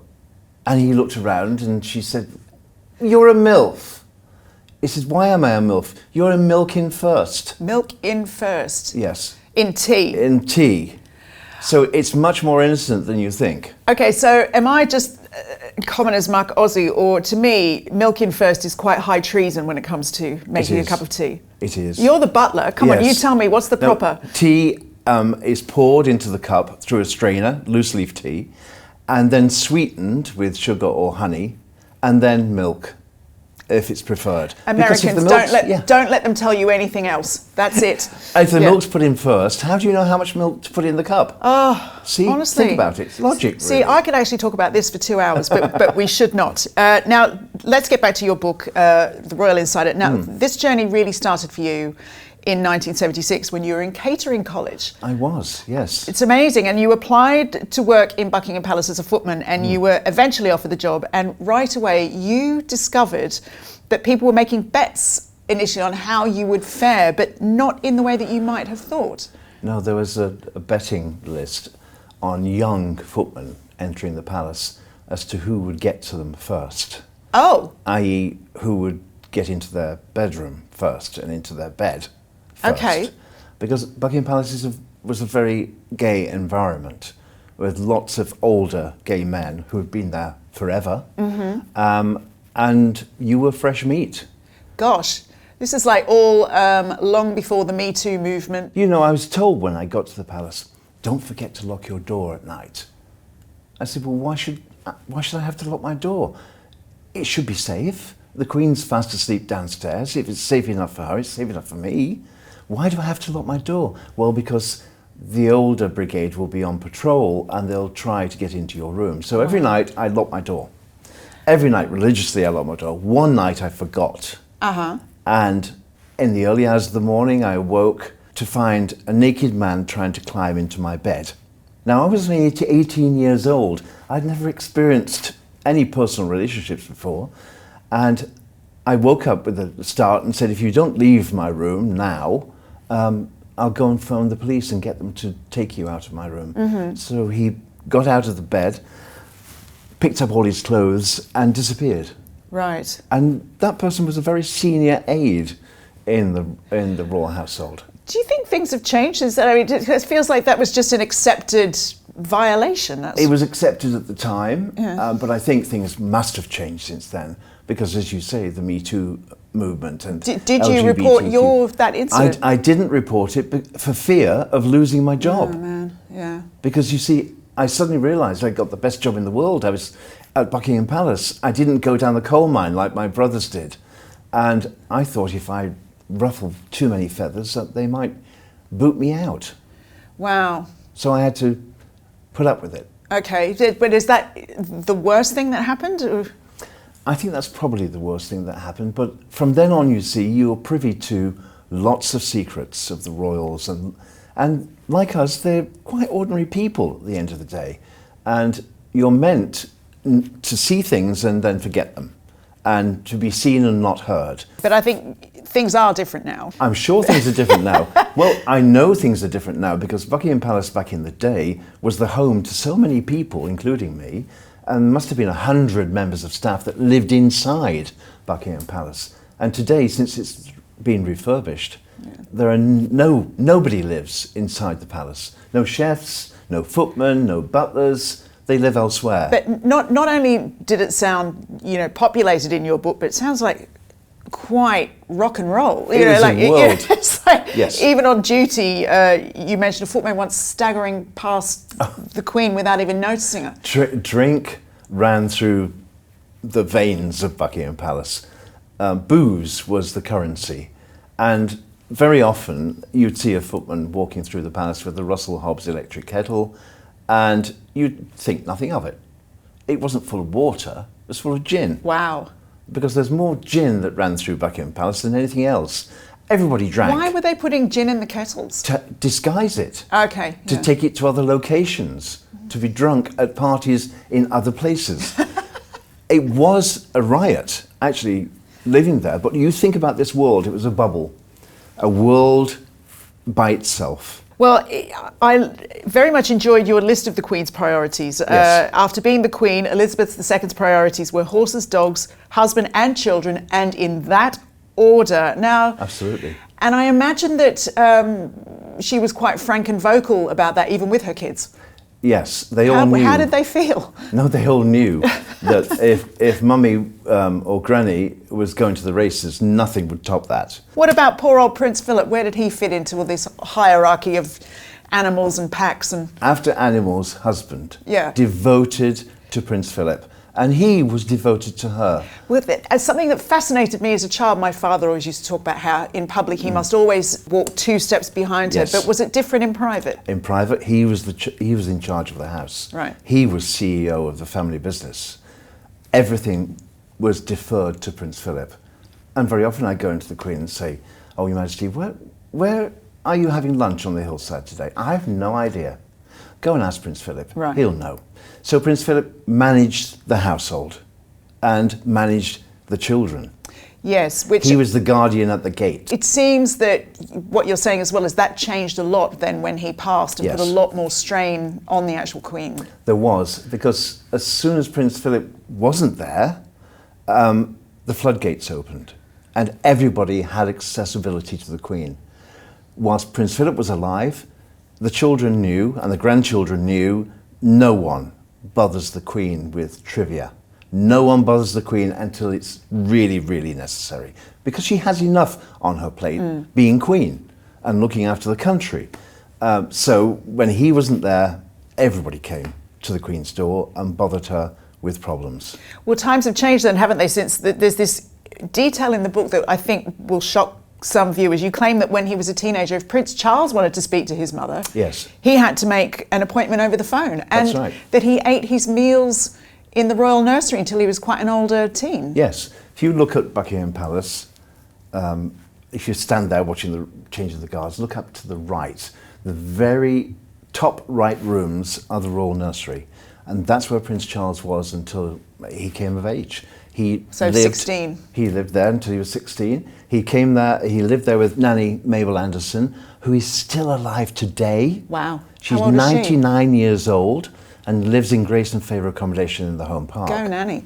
Nanny, nanny, surrogate mother, lived totally upset in the nursery, and if he wanted to come down for lunch or tea, he'd ring down. And I worked with the page. A page and a footman worked together, and one of us would answer the phone in the pantry. And he would say, oh, is it possible that I could come down and see the Queen, not my mother, the Queen at lunchtime? I'm sorry, Your Royal Highness, but the Queen has guests for lunch, and that's not possible. Well, could I see her for tea? Well, I'm afraid she has guests for tea as well, so I'll ask the Queen when will be convenient for you to come down. I'm going to ask you a cheeky question. Did she ever go, oh, is it Charles? No. No, because you wouldn't bother her with the trivia. You wouldn't bother with that. You'd say, Prince Charles wants to come and see you. When would be convenient for you? It's knowing how to phrase certain questions and answers. And very invariably, you knew the answer anyway.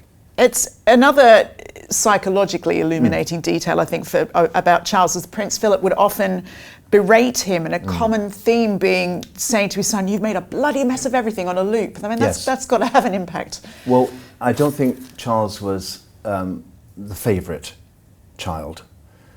Charles was berated on a regular basis. Do you think Philip wanted a manly man in his image, and so it was a bit disappointing at first? Charles was never alpha male. Philip was. And Philip wanted somebody like himself. So whenever Charles did something wrong, he knew about it. You're a bloody idiot. Get out of the way. You can just hear it, can't you? You blithering idiot. You made a bloody mess of everything. And he would let go. And Charles would disappear with his tail between his legs because he was the son and heir. And Philip, in a way, was trying to toughen him up for the role which would come his way one day. I remember on one occasion he came downstairs for a diplomatic reception. They were wearing white tie and black tailcoats, and the Queen would, on her dress, would wear the Garter Star with the Garter Sash. And Charles came downstairs, he's wearing the Order of the Bath, the Order of the Thistle, the Order of St. Michael and St. George, and the Order of the Bath, all these beautiful stars glittering away in diamonds, rubies, and emeralds. And look at the Queen, she was wearing an enamelled Garter Star, no diamonds in sight. Prince Philip took one look at him and said, you're a bloody idiot. Go upstairs and change. Look at your mama. Your mama's wearing 1 star. You're wearing 4. So he had to go away. Couldn't get it right. Had to go upstairs, get changed, came down in a more demure fashion. Let's not make the mistake, obviously, the way you painted the Queen could also be capable of a temper. She was not always sweetness and light. No, the Queen did have a temper, and if Hurricane Elizabeth happened to come through the room, everybody disappeared. And if she looked at you over her half-rimmed spectacles, you knew. If you looked, she stared straight at you, you knew. Wow. And no one wanted to upset the Queen. Nobody. We were there to make her life better, easier, and to be of assistance, not to be of a hindrance. Did you ever feel admonished? I sometimes felt that cold wind blow through my pantry. Yes, but it was short-lived. Yeah, but why were you called the Beast? The Beast. I was the Beast. Nothing to do with Beauty and the Beast. At Sandringham, the Queen's want was to mix a martini before she went upstairs to change, or a gin and tonic. And she placed it on the tray and disappeared.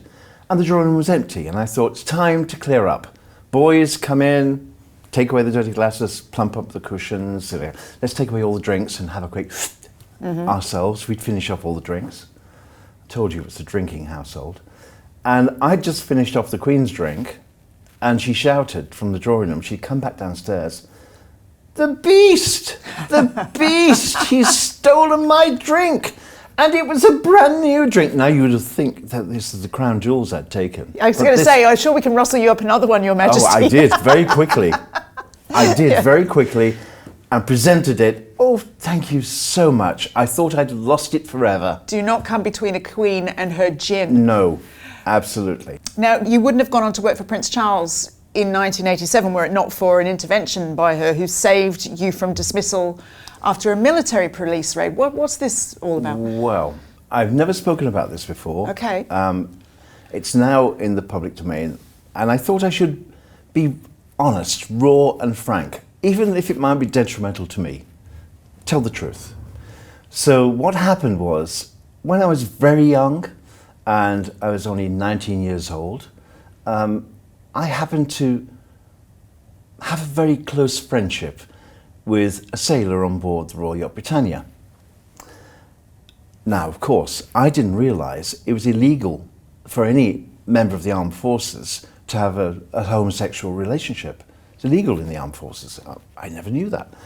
Not illegal for a civilian, but illegal for them. No, I never knew that either. No. Yeah. So, the military police raided the Royal Yacht Britannia and all the lockers of the seamen and took away evidence. And I'd written a few letters to a chap on board the yacht, and the whole report came to the Queen and landed on her desk. The master of the household thought it was in the Queen's best interest to set me to one side for a short time. So I was relieved of my duties for a day whilst the Queen read the report and considered what to do. After a day had expired and I was devastated to not be on duty and sent to my room to wait the Queen's decision, I was summoned back on duty. And I went down the corridor. I'll never forget this day. And I went down the corridor and the Queen was already feeding the dogs, 4 o'clock in the afternoon, stood there with a silver spoon and fork in her hand, and she was dolloping out pedigree chum into yellow plastic Tupperware bowls, as if nothing had happened. And I stood there, sweating profusely, thinking my fate is in her hands. What is she going to say? She looked over her spectacles, those half-rimmed spectacles, right. And I thought, is Hurricane Elizabeth about to be unleashed? But no, it's the opposite. She said, I've read everything that's happened. I don't think it's a very wise move for you, Paul. Have you ever thought about getting married? I said, Your Majesty, I'm only 19. I haven't really thought about my future. She said, well, let me give you some advice. Have a look around the palace. There are some lovely young girls that work here. It will make you a wonderful wife. And believe me, it's a wonderful institution. And then when children arrive, it's the glue that holds it all together. So, dolloping another dish of pedigree chum, she said, will you promise me you'll do that? I said, of course I will. She really was a mother figure to you, wasn't she? Yes. Yeah. So, of course, I thought that's my telling off from the Queen of England. She's read everything. She knows everything about me. And that was a telling off. How lucky was I? So I went into the garden with the corgis that afternoon and thought, phew, that's it. I'm safe. She saved me. And she did. She saved me because she said I'd done no wrong. Well, quite. But then that conversation obviously had an impact on how you went forward with your sexuality. It did. You see, I wanted to be married. I wanted children. That was my wish in life. And ever since I was a young boy, growing up in a coal mining community, that's what I prayed for. I prayed to God to find me a wife and let me have a family and be normal. And so I did. I fell in love with a maid, Prince Philip's maid, in fact. And the Queen was absolutely delighted. She said, it's wonderful. This is a royal wedding downstairs. Oh. She says, we'll give you gifts. So we went, the two of us, two innocents, went into her sitting room. Prince Philip stood beside the Queen and she said, I wanted to give you a clock with our initials on it. We still have that. And Philip said, and I want to give you candlesticks just to light your way, which I thought was unbelievable. And we left that sitting room. I don't ever remember another royal servant going in there announcing their marriage and coming away with gifts. And then the Queen said to me, "Where are you getting married?" "Chapel Royal." I said, "Oh no, Your Majesty, she's Catholic. We have to get married in Catholic church." "Well, I'll send my priest then instead, and he can officiate." So we had an Anglican priest in a Catholic church doing the marriage ceremony. Then she said, "Where are you going on honeymoon?" I said, "Well, we're thinking of going to Rhyl, Your Majesty, in North Wales." And she looked at me puzzled, and she said, "Rhyl?" "Oh no," she said, "I think you'll go to Balmoral." Oh my goodness. So we went to Balmoral. No offence, Rhyl. No, Rhyl's a lovely place. I spent my childhood in Rhyl at the miners' holiday camp. Yeah. A great place, but no, she had other ideas. That's amazing. Let's move it back to Charles and Diana for a minute, Yeah. because I've just could listen to you talk all day, but we got a bit off track. It's because we were talking about when you first went to work with Charles and Diana, and you described it as already being a war zone, and that was 1987. It was. In 1987, when I left the Queen, I was called up to the lady-in-waiting sitting room, and one of the Queen's lady-in-waiting said to me, "Paul, over a cup of Darjeeling," she said, "Paul, all isn't what it seems." I said, "What do you mean?" She said, "Well, I'm afraid you're about to find out that things are not quite right in the Wales household." But she said, "Remember my words. I think you're backing the loser. And don't become too friendly with Diana, because she'll be gone in a couple of years and forgotten." And I went to Highgrove with those words ringing in my ears, thinking, what does she mean? And I suddenly found out that the royal marriage was falling apart. And I was in the middle of all of this. And I was there at Highgrove with my wife and my children. I'd given up the best job in the world to come and be butler at Highgrove, thinking, I've made the biggest mistake of my life.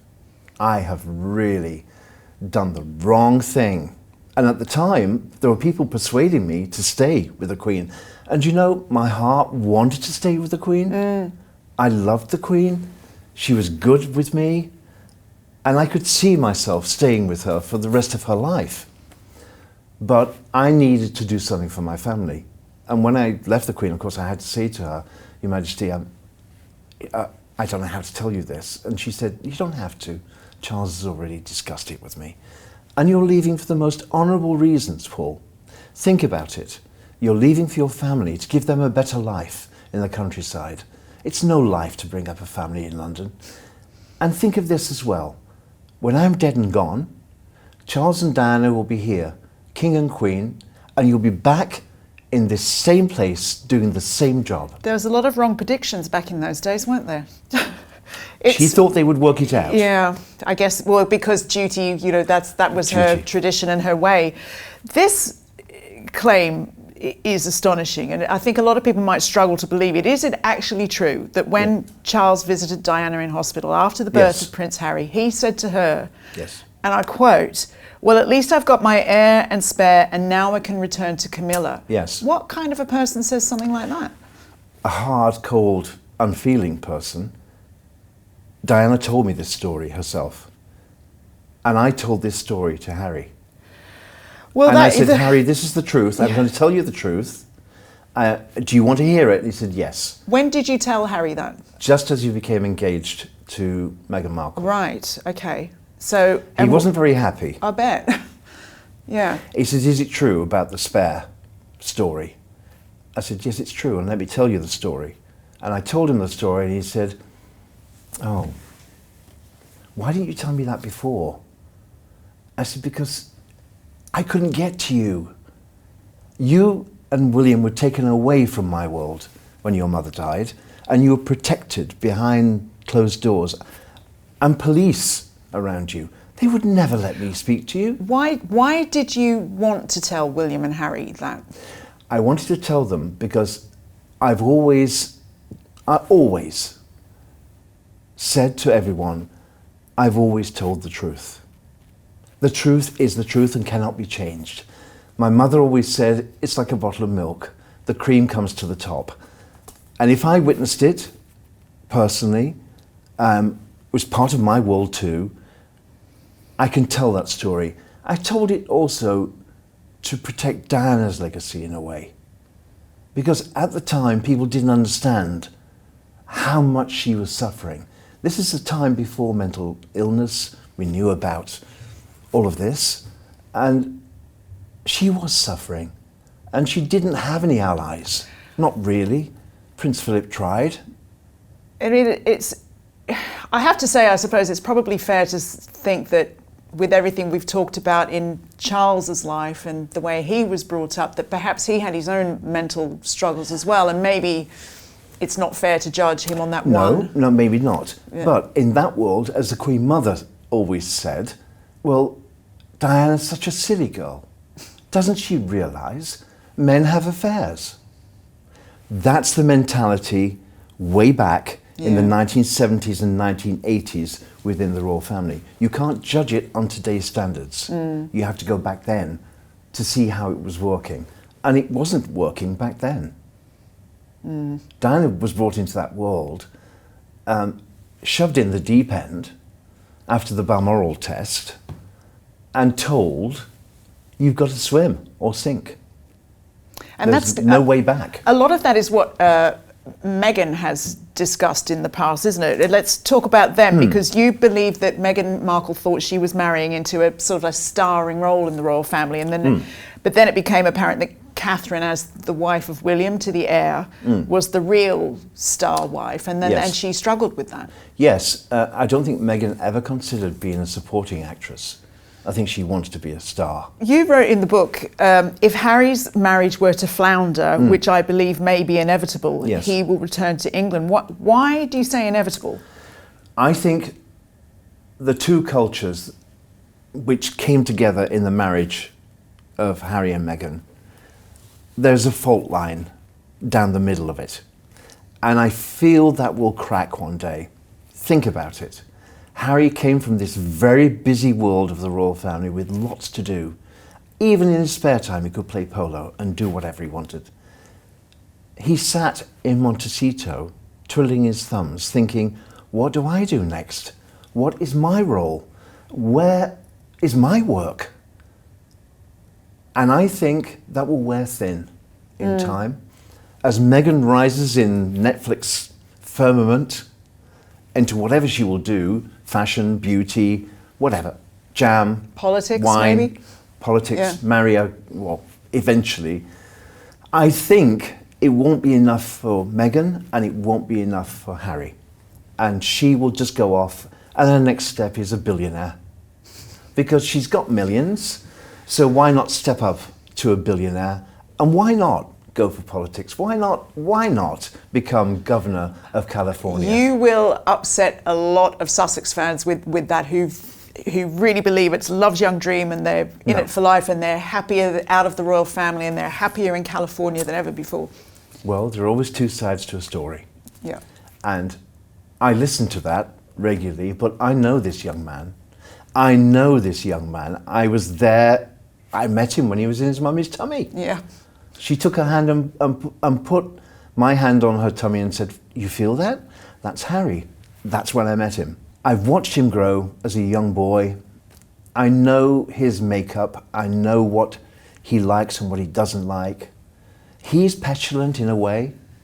Yes, he's entitled in a way. Underneath it all, he's a very kind, sensitive man.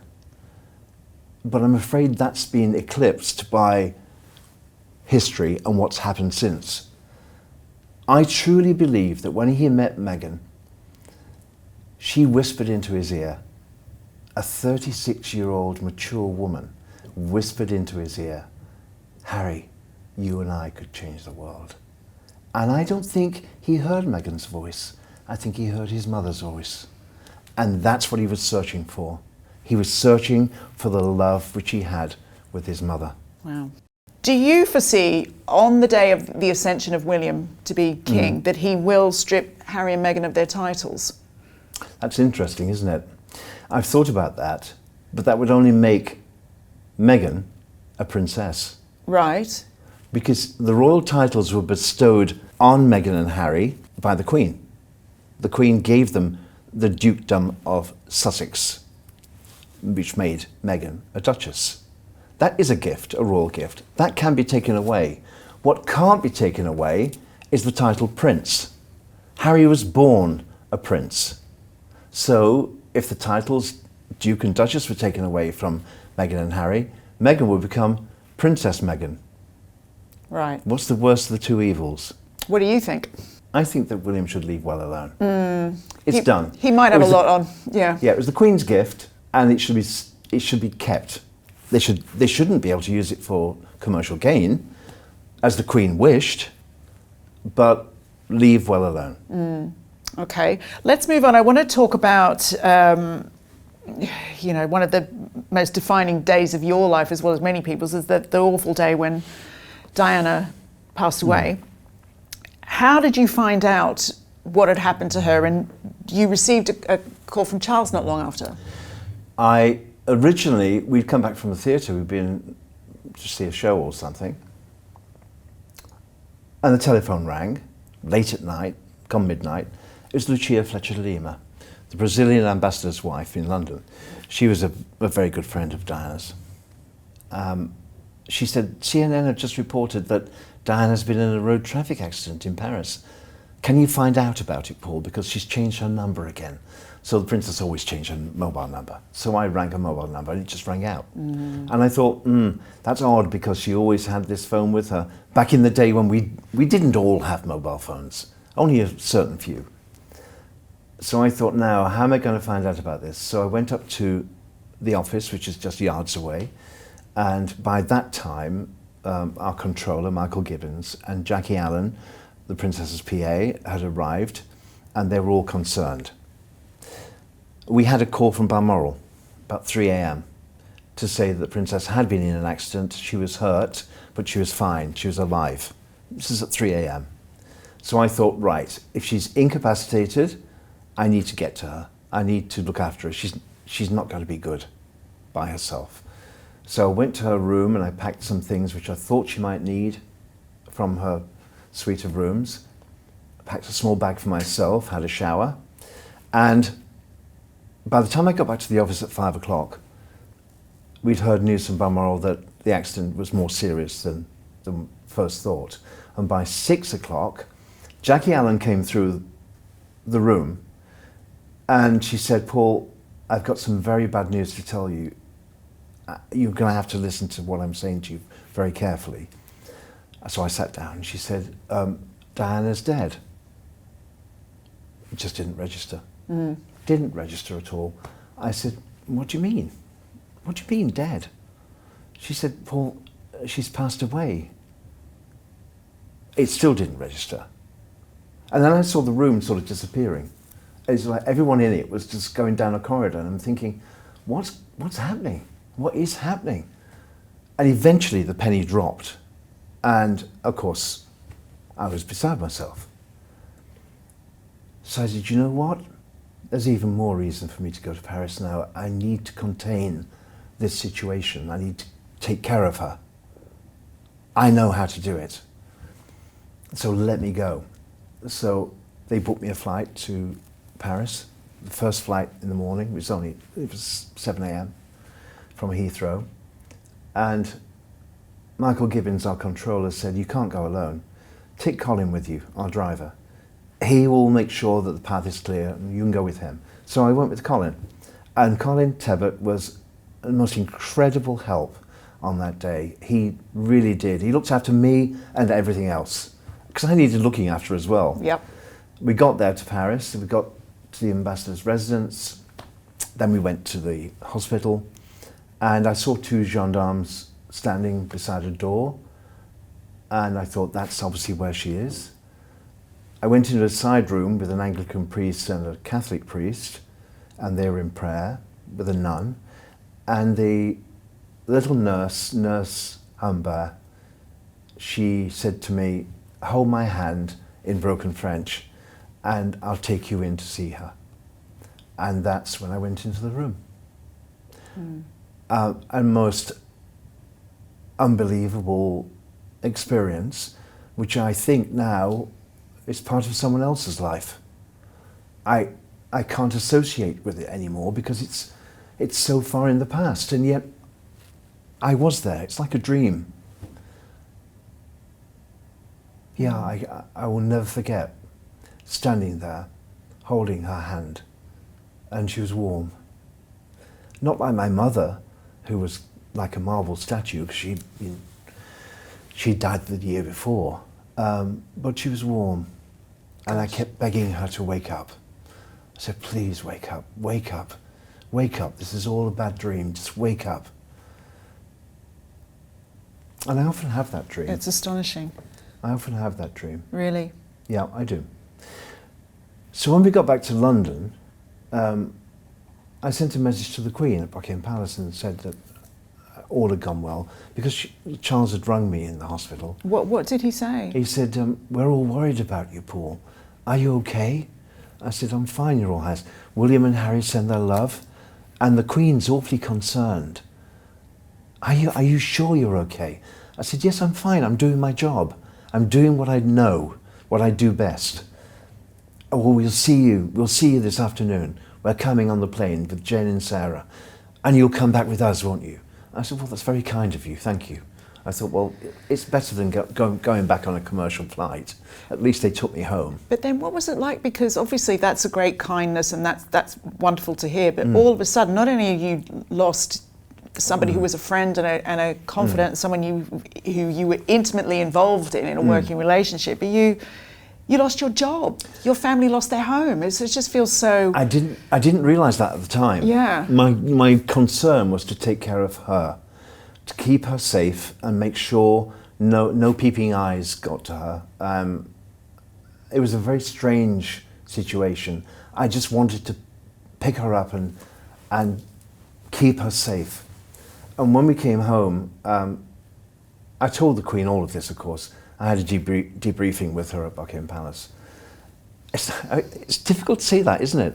I mean, not many people get that chance to have a debrief with the Queen, but I thought, I said, Your Majesty, you must know the exact truth of everything that happened, because you may be told otherwise. And you know, at basically this country's JFK moment, you were there.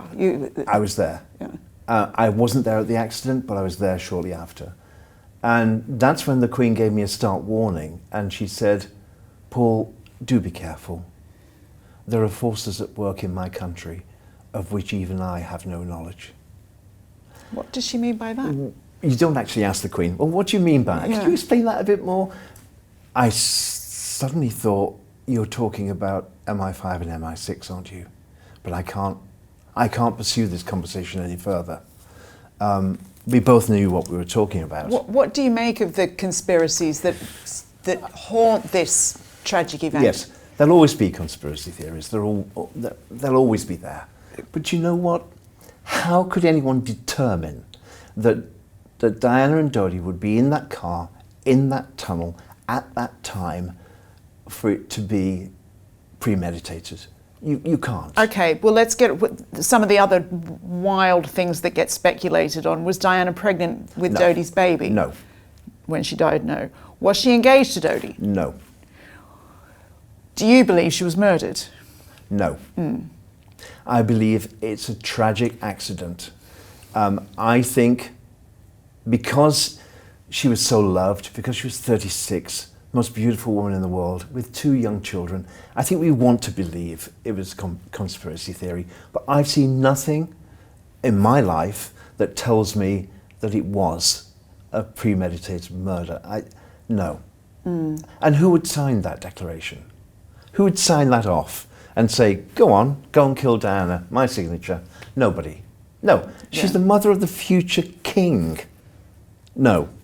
Yes. No. I mean, it's like with most things, the normal, boring explanation is the one. The boring... Yeah. Yeah, it's just the wrong time, the wrong place, Yeah. with the wrong person. Tell me about when you were writing about sleeping in Diana's wardrobe in the aftermath of her death. What is this about? I worried about writing that. Tell me, Because some people explain might it think first. that- What happened? Well, during the aftermath of the accident, I was rattling around Kensington Palace all by myself, and eventually had to catalogue her entire estate, from a pen to a diamond brooch. And I found it cathartic in lots of ways, and yet Painful. difficult to go through her belongings. And I would disappear. I was obviously in grief. I didn't know it, but I was. Nobody helped me. I was grieving the loss of my princess because I considered she belonged to me. I loved her very much. And I didn't want to leave her. And whilst I was in her apartments, amongst her clothes and her things, I could feel her presence. And I could smell her. She was there. She was with me in familiar territory, and I was comforted by that. And very often I'd fall asleep in her dressing room, in the bottom of her wardrobe. I know it sounds sad, but you've got to go back to the time. And I was a different person then. You've got to go back to the moment and feel the moment, not judge it from now. And I felt great comfort being there. And it was the best thing for me, 'cause during that period of 6 months after she died, I still went to work. I still went into those rooms. I still felt her there. I still answered the phone to people who were grieving, to friends and family, and I was a constant in Diana's world. I feel like it was such a shocking event that nobody knew how to handle it all themselves within the family. So I think it's understandable that you were sort of flailing a bit with what to do with your emotions. Yes, but then I suddenly realised that once this was over, what did I do for a living? How did I support my family? Where would we live? Where would the boys go to school? Everything that I had invested in Diana was gone.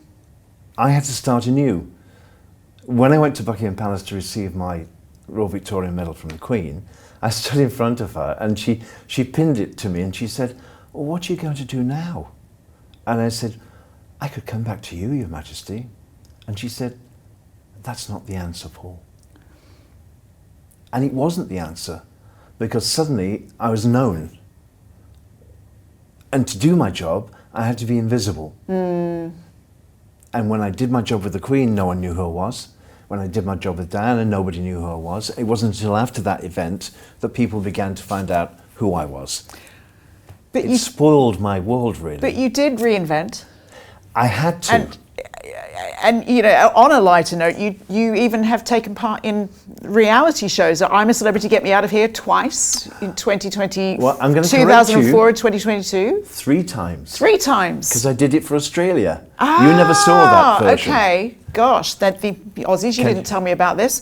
But there's a reason you think that the Queen would have made quite a poor contestant on that show. What have you got to say about that? Well, I didn't know until recent years that she actually watched it. Now that Can is you quite believe a fact. it? There is a fact that the Queen would watch I'm a Celebrity, Get Me Out of Here when I was in it. And phoning to make you eat all the pig's eyes and Well, probably. But, and to eat kangaroo's testicles. Yeah. I just have this vision of the Queen and Prince Philip, him saying, "What's that bloody idiot doing now?" And the Queen's saying, "Oh, do shut up, Philip." and watch it. I think it's quite funny. Because they both knew me. Isn't that odd? Really weird. Yeah, but it's all too believable. But tell me about why you think she would have been a bad contestant. The Queen, well, she is quite hardy, but I don't think she would have loved those trials. And I don't think she would have eaten some of that food that I had to eat. She'd have a go at most things, I think. In the book, you talk about how she was offered monkey brain at a formal dinner. Oh, right. When we were in the South Pacific on board Britannia, I remember we had to go ashore in canoes. And we had to sit cross-legged on mats, rush matting.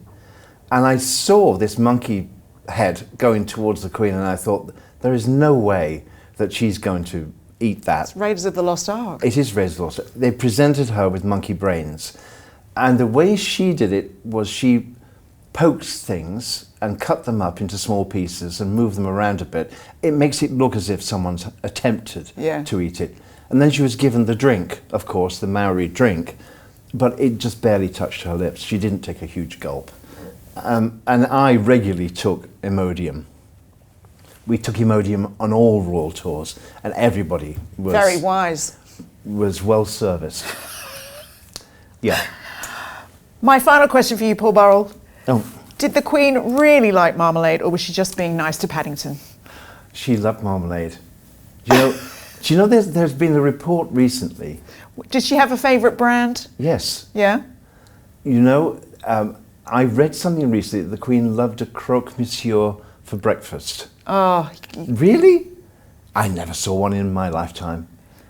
What she did like was a piece of granary toast measured 3 inches by 2 inches. It's with precise. the crust cut off, very precise, onto which she would smear salted butter and then a very generous spoonful of Frank Cooper's vintage rough cut marmalade. Yeah, that sounds very posh. Yeah. That's what she liked. Yeah. She liked that bitterness of the marmalade. That was her breakfast, with a cup of Earl Grey tea with the milk in last, of course. Oh, the Queen and I are not culinary compatibles. I hate marmalade and I hate Earl Grey. That was her breakfast. Very simple. Listening to Terry Wogan on the radio, on her Roberts radio, which after breakfast, having listened to the bagpipes beneath her window, she would go through to her dressing room to dress before calling her private secretary. Every day was the same. She lived a regimental life. Incredible. Paul, come round my house for dinner. I need to hear more and more and more of this, but we have run out of time today. But, But it has been fascinating. Thank you for what has been a riveting interview. For our viewers and listeners at home, or wherever you enjoy our royal content, I'm talking to you, Veronica Allen, while watching at work. Yes, you too can find a link to Paul's book below. It's The Royal Insider. A reminder that you can sign up to the free royal newsletter by going to the link in the description below, or by using your phone camera to scan the QR code that you'll find on your screen. Now, if you love Palace Confidential, and why wouldn't you? You'll love the newsletter as well. And it's just time to say thanks again to my very special guest, Paul Burrell, and we'll see you soon. Bye for now. What happened to the footage of the Queen throwing a tennis racket at a fleeing Prince Philip? How did we never hear about Camilla's jewels being stolen? What cheeky way did King Charles come up with to cut short a meeting with his son Prince Harry? And does Charles have what it takes to save the monarchy, or will it be left to Prince William to rescue the Windsor legacy?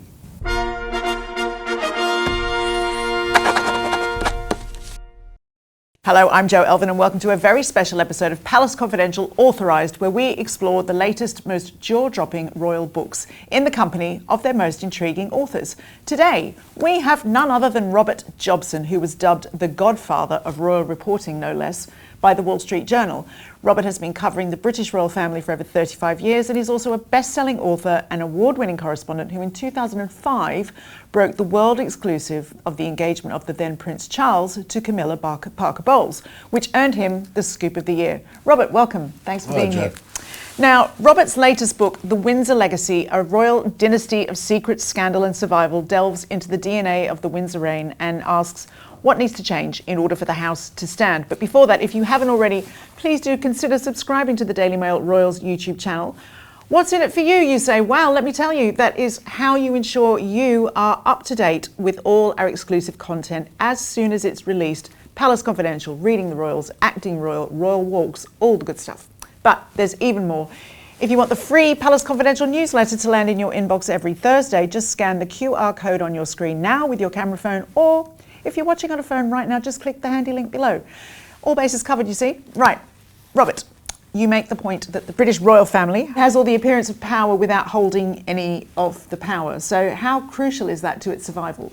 Absolutely crucial. I think that if you look at how many royal dynasties toppled after the First World War, it was just one after the other, like dominoes.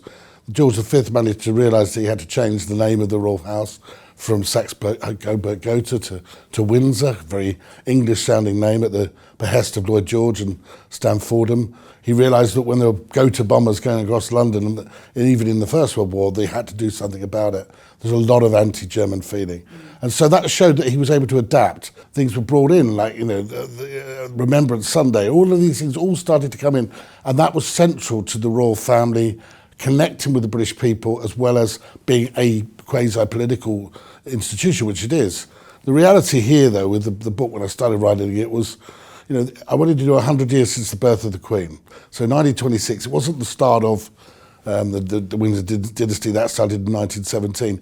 But it looks at that, and it travels through the whole of that period. But absolutely crucial. The Habsburg dynasty, one of the most famous and enduring dynasties of recent times, just faded away after the First World War, literally. And that could happen to the Windsors if they don't maintain that connect with the people and they adapt to what the people want of them and expect of them. Well, it's interesting because there's been some really fast adaptations over the last few years, hasn't there? Because I was thinking about the way they are as people. Like Queen Elizabeth's grandfather, George V, doted on her. The Queen Mother had a really close relationship with Prince Charles, and William did with Queen Elizabeth. And now, it seems to be sort of like in stark contrast as to how parents and their children function in that house, where the themes have always seemed to be sort of like absence, distance, frostiness. Why do you think that is? Well, all with the exception, of course, of Princess Diana, who was all about warmth, connection, and making sure that her boys felt loved. Yeah, there is a disconnect with the parents. I mean, I think because there's so much that they have to do. The Queen Elizabeth, to be fair, when she became Queen, such a young age, mid-20s, she had to focus on her job. Yeah. And therefore, it was for people like the Queen Mother to pick up the mantle, to become almost the mother figure to the Prince of Wales, to Prince Charles. I think there's just the nature of the job. I mean, there's in those days, a lot of travel involved, long distance travel, gone for up to 6 months at a time, Yeah. And so I think it was different times then. But that theme does seem to be coming back to haunt them a bit, really, particularly with this reign of Charles III, a short reign that it's been, the disconnect between his son Harry, and of course to a degree with William at the start, has sort of come back as a theme. It's interesting, isn't it, though, because William and Catherine seem very, very determined to break that chain. They're not waiting to have grandchildren to get huggy with their children. They're not, but they're not king and queen yet. And I think that, I understand the way he's laying down the law on that. I'm going to put my children first. But when you're king, you can't. Yeah. Do you think, I wonder if he might think differently about that when the time comes? I'm sure he thinks differently about it. I think he's well-intentioned, and I'm sure that he'll want to do that when he's king. But, being king is not a part-time job. It's your head of state. It's full on. Indeed. Tell me about this. We teased this at the top of the show. There was a 1954 Commonwealth Film Unit capturing some extraordinary footage of the Queen, Elizabeth, in the Yarra Ranges in Australia. But that footage has never been seen. Tell us about that. It's a wonderful story, actually. I mean, it was actually unearthed by a PhD student who was looking into the coverage of the Australian film crew for that particular tour of Australia, which was huge at the time. I mean, the Queen was travelling everywhere across Australia, and they had a little mini break in the Yarra Mountains, and they turned up. The film crew had turned up early and were setting up because they'd been promised extra kangaroos had been buzzed in and koalas, but they'd been promised a shot. But then there was all sort of noises coming out of the cottage where the Queen and the Duke of Edinburgh were staying. And the next thing they know, as they've set the camera up in it, they're just doing practice runs. Out comes the Duke of Edinburgh, followed by tennis rackets being thrown and shoes and God knows what else. And then of course they noticed that the film crew were there. Someone, I think the Queen, then said, "Get back in." So he had to come back in. Oh my goodness! Sheepface. Yeah. And then a furious press secretary came out. It was Commander Colville, I think it was, came storming over them, demanding these colonial Australians, even though they're in their own country, do as they're told. And the two Aussies were quite really thinking, oh God, what do we do? Because they were making a film which was going to be a huge hit around Australia. So they just said, no, whatever, you can have the film, because all they're interested in is the big picture here. And the next thing you know, the Queen came out a few minutes later and said, look, what can I do for you? These sort of things happen in every marriage. I mean, she's not wrong. Yeah, exactly. I mean, that's, you can't imagine any film crew sitting on that now, can you?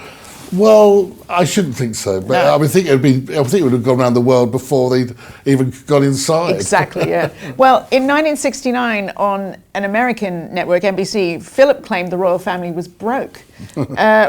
Was it? Should he have said that? Well, it was running out of money in terms. It was not a clever thing to say, but it was basically saying it wasn't financed properly, effectively. He was always looking at the bigger picture. I think the Duke of Edinburgh and Prince Philip. And he was just saying, oh no, this is wrong. But it caused a massive backlash because the Labour government and all the unions were up in arms, you'll have to give up his polo ponies and all this sort of stuff. But I think all he was trying to do, Philip, he was somebody who would look further down the line. And I think he was saying that the way that the monarchy has been financed is not sustainable in the way it was happening. And he was trying to work out a more practical way of doing it that was less... obviously maintaining their level of wealth, which was pretty huge at the time. But, I think he was trying to look at modernising the family in that way. Yeah, he always was, wasn't he? You described the engagement of Charles and Diana as the last of the great arranged royal marriages. What do you mean by that? Well, I think it was an arranged marriage. I think Charles had said that he would not even get married before he was 30, and then the panic was on after he was 30. And he'd been out with various ladies, and even Sarah McCourtney, Diana's sister. But they needed to get something done. And Queen Mother and Ruth Lady Fomoy, Diana's grandmother, were very close. And I think they were looking to find this virgin bride from aristocratic background. And that effectively was that. I think that, yes, there was a connection between Charles and Diana, but it was... They barely knew each other when they married. They'd had very few dates. And really, I think in many ways, both of them realised it was a mistake. I know from my research that the King pretty much knew that it was a mistake and that there was barely anything in common, although I think they did try. And Diana herself had said that, she wanted to pull out, and her sister said she can't, your name faces on the tea towels. But I think that Charles was caught between, in the quote unquote, the devil and the deep blue sea. He really soon realised that this was not going to work. I mean, he'd pretty much been in love with Camilla Parker Bowles, but he knew he couldn't marry her. She was married, and I think though he wanted to make it work, and I think he did try to love her as much as he could. I think he realised that the media and the pressure of the moment was too much. I don't think he blamed his parents. Yeah. I think the power of the press at that time, the written press, was far more powerful than it is even now. And I think he felt an overwhelming sense that he had to do this. Your face is already on the tea towels. What a reason to have to get married. It's incredible. Let's talk about the marriage of Queen Elizabeth and Prince Philip for a second, because there have long been rumours that they were unfaithful in their marriage. And Andrew Loney, for example, suggests that Philip had at least one long-term mistress. What do you believe? Well, this was the chapter my late mother was very worried about, because she read the manuscript before she died. She said, "Are you sure you want to write about all this?" But no, I think that what's worth noting is the Duke of Edinburgh said he had never been, when he was asked by a journalist about whether he'd been having affairs, he said, he said, I've had a policeman with me all the time. How could I have done that? Well, this goes through people that had policemen with them and had affairs. Prince Charles, Diana, Princess Anne even had an affair with a policeman. So, I mean, the reality is that's not a really good excuse. He was very, very close to a number of ladies. Daphne du Maurier was one of his close friends before he was married. After he married, he had a number of very, very close friends. His friendship with Penny Romsey speaks for itself. She was the one that the Queen invited to the castle to sort of perk up his spirits after he came out of hospital that last time. And well, you wrote about that, she almost being like the third person in the marriage, and they'd watch TV together. And they would do, yeah, they would. Yeah. Did the Queen suspect anything going on there? I think probably when you get into your 90s, that's the least of your worries. You're probably more worried about your knees.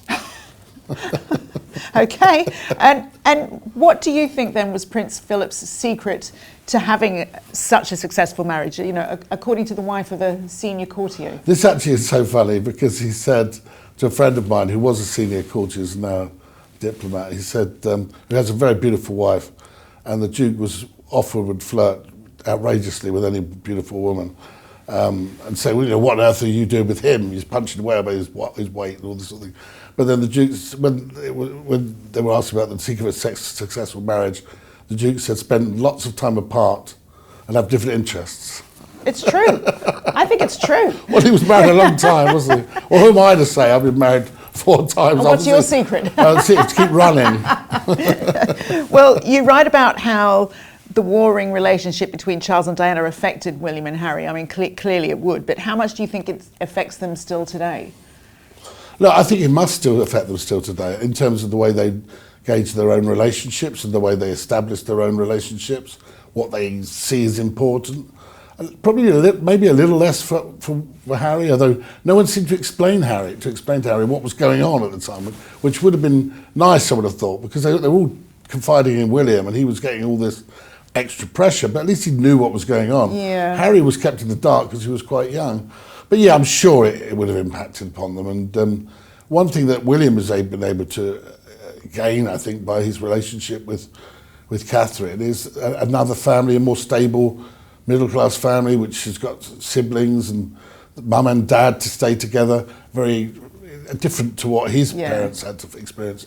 I think that the difference for Harry, of course, is that, you know, if anything, Meghan's family are more dysfunctional than his own. Yes, indeed. Well, let's talk about Camilla now. You wrote that her jewels were stolen by a local gang on a tour in Canada. Well, no, it was on the way to Canada. It was actually at Beaconsfield service station. Oh. What happened was 3 aides, who shall remain nameless, although I know all their names, just beware, they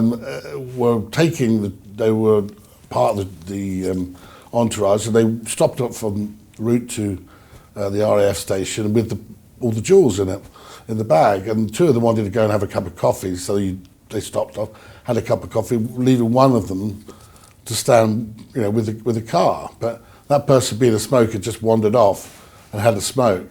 When they came back, the bag full of all the jewels that she was going to wear on that trip to Canada was gone. Well, can you imagine? Well, I mean, we've just seen how easy it was at the Louvre. But, can you imagine what this was like? Why did that not get reported on at the time? Well, they didn't report it to the police. They contacted the intelligence services, who then tracked down the gang quite quickly because, and they did a deal so that the jewels were returned and no action was taken, because if it had been reported to the police, it would have been all over the press. And even to this day, they still don't know how it ever got out at the time. They were shocked. Well, how did you find out? I just got lucky. I was at Beaconsfield service station and bumped into... No. Well, how do I find out these things? I'd like to see them deny it, because I know exactly when it happened, where it happened, and who the 3 people were, which is even more fun. Oh, you're such a tease. You go into detail about Meghan Markle's entry into the firm, from William's warnings about the whirlwind romance to Harry, all the way to the wedding in 2018. Now, there are multiple accounts of the tiara trouble that we know about that unfolded in the run-up to those nuptials. So, can you set the record straight? What happened? Well, I don't blame Meghan for any of this. I think that Harry was getting a bit over-emotional at the time and he wanted everything to be perfect. And this is when he sort of said to Angela Kelly, what Meghan wants, Meghan gets. He says he didn't say that, but right. I mean, I think that he might not have said exactly like that, but certainly there were expletives involved. And the Queen herself was a little annoyed by that, because Angela was very important to the Queen. Her hairdresser, for anybody who doesn't know. And she called Angela to explain what had gone on. And then she called, my understanding, she called Harry in as well and said, you can't speak to staff like that, because they're not in a position to answer back. So I think all that Meghan did was pick out something that she wanted. The provenance was not quite right. I think it was something to do with the Russian royal family years ago. And so they picked one that couldn't be used. Harry at that time, both of them were just, from what I understand, Harry was particularly fractious. And, I mean, if you actually pull that story apart, it's grumpy groom swears at Queen's favourite dresser, and Queen's saying you can't talk to people like that. Well, I don't know why Harry's getting so emotional about it even now, but that's what happened. What do you think the Queen made of Meghan? A lot of people speculate about this, and more importantly, what did she think of the custom-made gown she wore from Dior in 2019? Well, the Queen had a lot of custom-made gowns made for herself in younger days, yes. And they were hugely expensive. But I don't think she was overly impressed with that gown. I think she thought too much money and too obvious. In this day and age, the image is everything and the brand is everything, and that wasn't brand Windsor. Sort of a working visit. Yeah. But again, somebody should have been advising Meghan there that that's too much and it would be seen to be too much. Well, there's been all sorts of whispers that she doesn't want to listen to advice. Well, no, she didn't. She didn't listen. Sam Cohen, who I know fairly well, certainly advised her about wearing gloves and hats and things like that, and she was told, "Oh, I don't want to wear them." But that wasn't really advice. What it was her saying, "That's what you're going to have to wear." So, Meghan, I think that she might have taken things at that time too personally, didn't fully understand them, weren't explained very well by her husband, who should have explained them better. But I think the Queen was simply trying to help, and I think she at that time also offered Sophie to give her some advice. Yes, yeah. She rejected her, and I think it was all like, I'm good, I can do what I want. Yeah, but it's about being part of the team, and being part of the same, on the same level, and all singing from the same hymn sheet. Yeah, and she didn't want to listen. But I think that the Queen also was worried that it was all a bit too louche, and it was things were a bit too garish, too expensive. It was becoming a bit more like celebrity, certainly not monarchy. Yeah, and obviously that sort of like that public duty was so important to the Queen, no more so than when COVID-19 hit soon after Harry and Meghan quit royal duties. How did the royals adhere to those government guidelines at the time? Well, the royals stuck to the guidelines to the letter, and I think Her Majesty, it was, in my opinion, if I look back at it now, when we look at politicians now reflecting in inquiries, etc., I think Her Majesty was a really defining moment in her reign when she did that "We'll meet again" speech. Yes.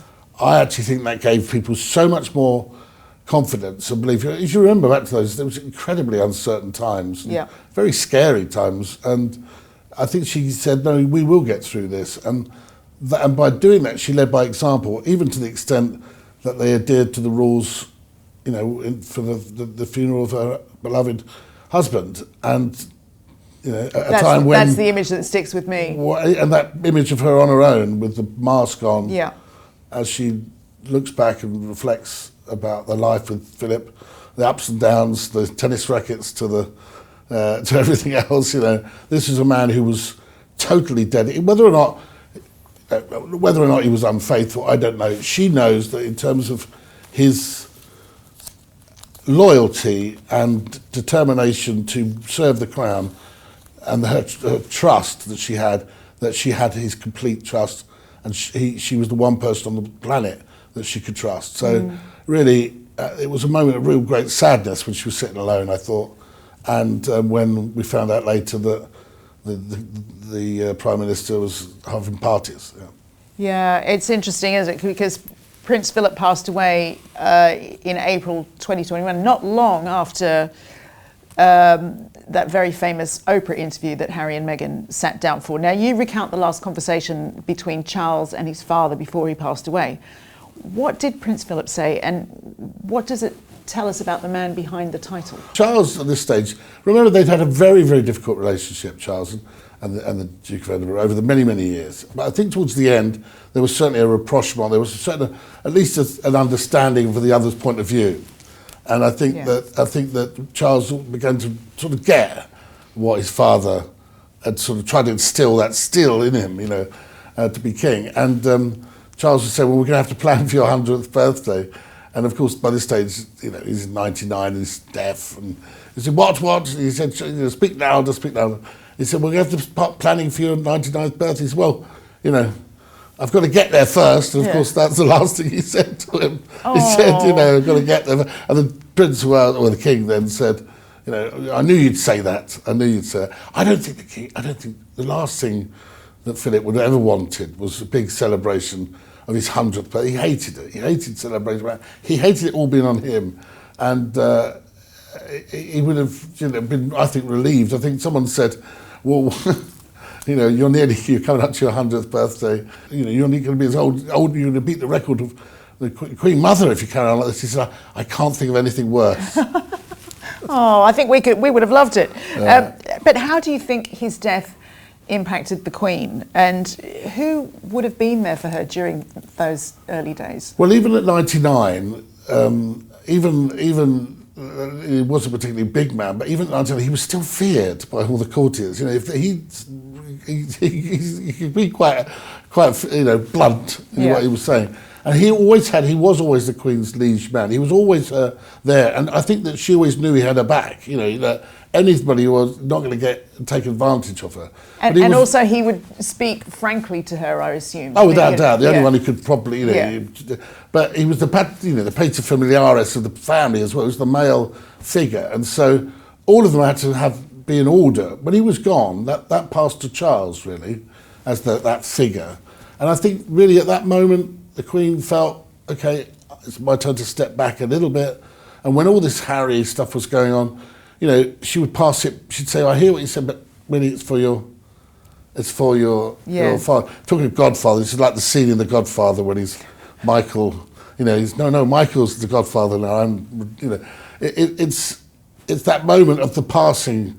And no, you have to speak to your father. I'm not going to get involved. And I think that once he had gone, I think it was only a matter of time really before she would pass with it. Yeah. Well, one of the chapters in your book is called The Epstein Connection. I want to ask for your thoughts on those latest emails leaked between Prince Andrew and Jeffrey Epstein, as well as his decision to give up on those titles. Will there be an updated version of the book? There will be an updated version of the book. I mean, obviously this is a book that spans 100 years, and the Epstein Connection is a small part of that, but it's actually quite a damning part. Oh, yeah. And I think these emails I wrote in a paper, in a column the other day, that, he lied. At the end of the day, after all that he's said, and all of the interviews he's given, and all the benefit of doubt has been given, Andrew lied. He lied about the date. He said he had no contact. And it's also a pretty appalling email. And I've interviewed Andrew, I've interviewed Sarah, I know Sarah quite well. I think that it's despicable that he's gone this long, it's gone on this long. If there has been, I don't really think he's got a leg to stand on anymore. And I think really the idea that him being moved out of Royal Lodge, if that's going to suffice, well, I'm told he had a palace in Brunei. Well, go there. I spoke to an eminent person the other day, a peer, who was saying it's really time to just go. You've disgraced your family, you've disgraced your mother's memory, and you lied. It seems to be an inevitability at this point, doesn't it? The reality is, whether or not this Virginia Giuffre's evidence would have stood up, who knows? Probably wouldn't have done. If you look at some of the US judges, they were saying there were holes all through it. But at the end of the day, it's a tragedy that's happened. This book has come out and has exposed some untruths.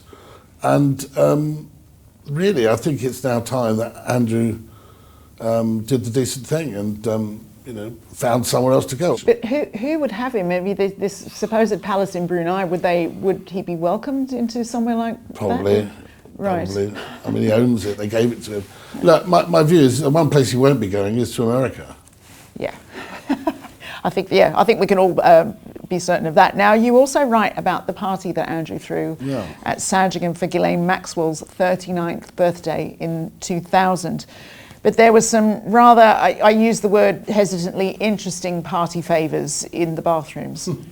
Yeah, I mean, this was the simple, plain shooting party, as he said. Well, so have a shooting party where instead of laying out, shampoos and soaps, you're out condoms, poppers and lube. I mean, this is what the staff were shocked by what went on. So I think it's time for them to stop trying to spin a line and start realising that actually, if you behaved in a certain way that's not acceptable, you have to face up to it. And that is not really very nice for those staff to be putting that stuff out in the Queen's house. Yeah, it's grim, isn't it? Gross. It's really grim. Now, on to another controversial wayward duke. It was interesting to read about a sneaky way that King Charles managed to cut short his meeting with Harry in the wake of his cancer diagnosis. Yeah. Tell us about this. I think that we must be fair to the King on this one, because he was only just being diagnosed with cancer, and he was the last thing he needed was drama and stress.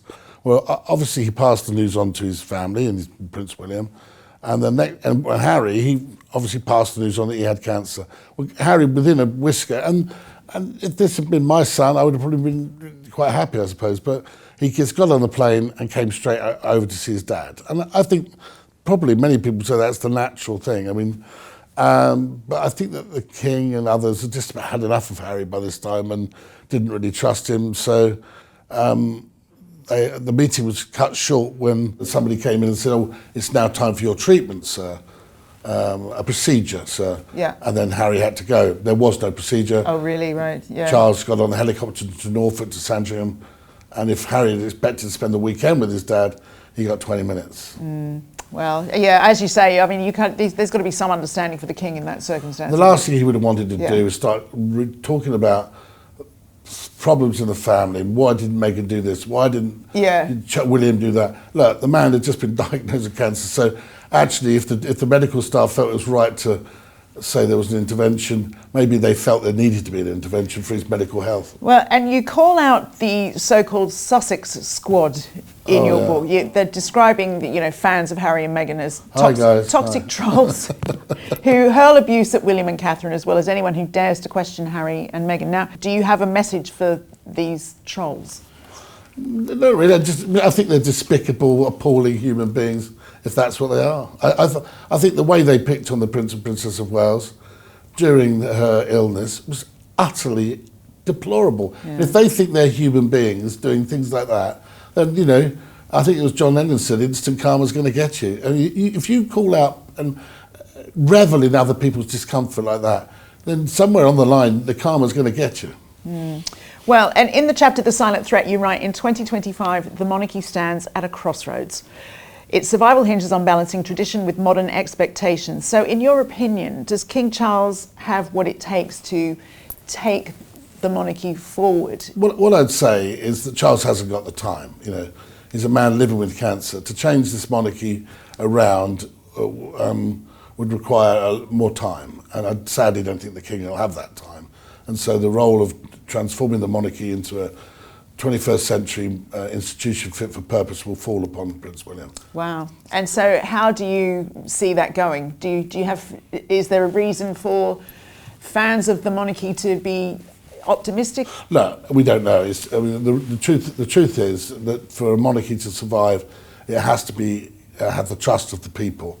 And we do know that the younger people generation of this country and around the world are not particularly interested in the monarchy, or they don't, in terms of the institution, in terms of them being head of state. There's a lot of question marks. When you're younger, we'll see what happens going forward. My feeling is William and Kate are very popular, and the young family will be popular, but they've got to be relevant. They have to be connected, and they have to be seen to be doing the sort of things that people want. Now, whilst you do this, you must not throw away the tradition, and you mustn't pander to the people that you want to win over. You have to make sure you also keep the ones that adore you too. Yeah. And I think that there's a danger in some of the things that William does, that he's appealing to the people that don't really care about the monarchy anyway. But ultimately, you have written that they give monarchists reason to hope.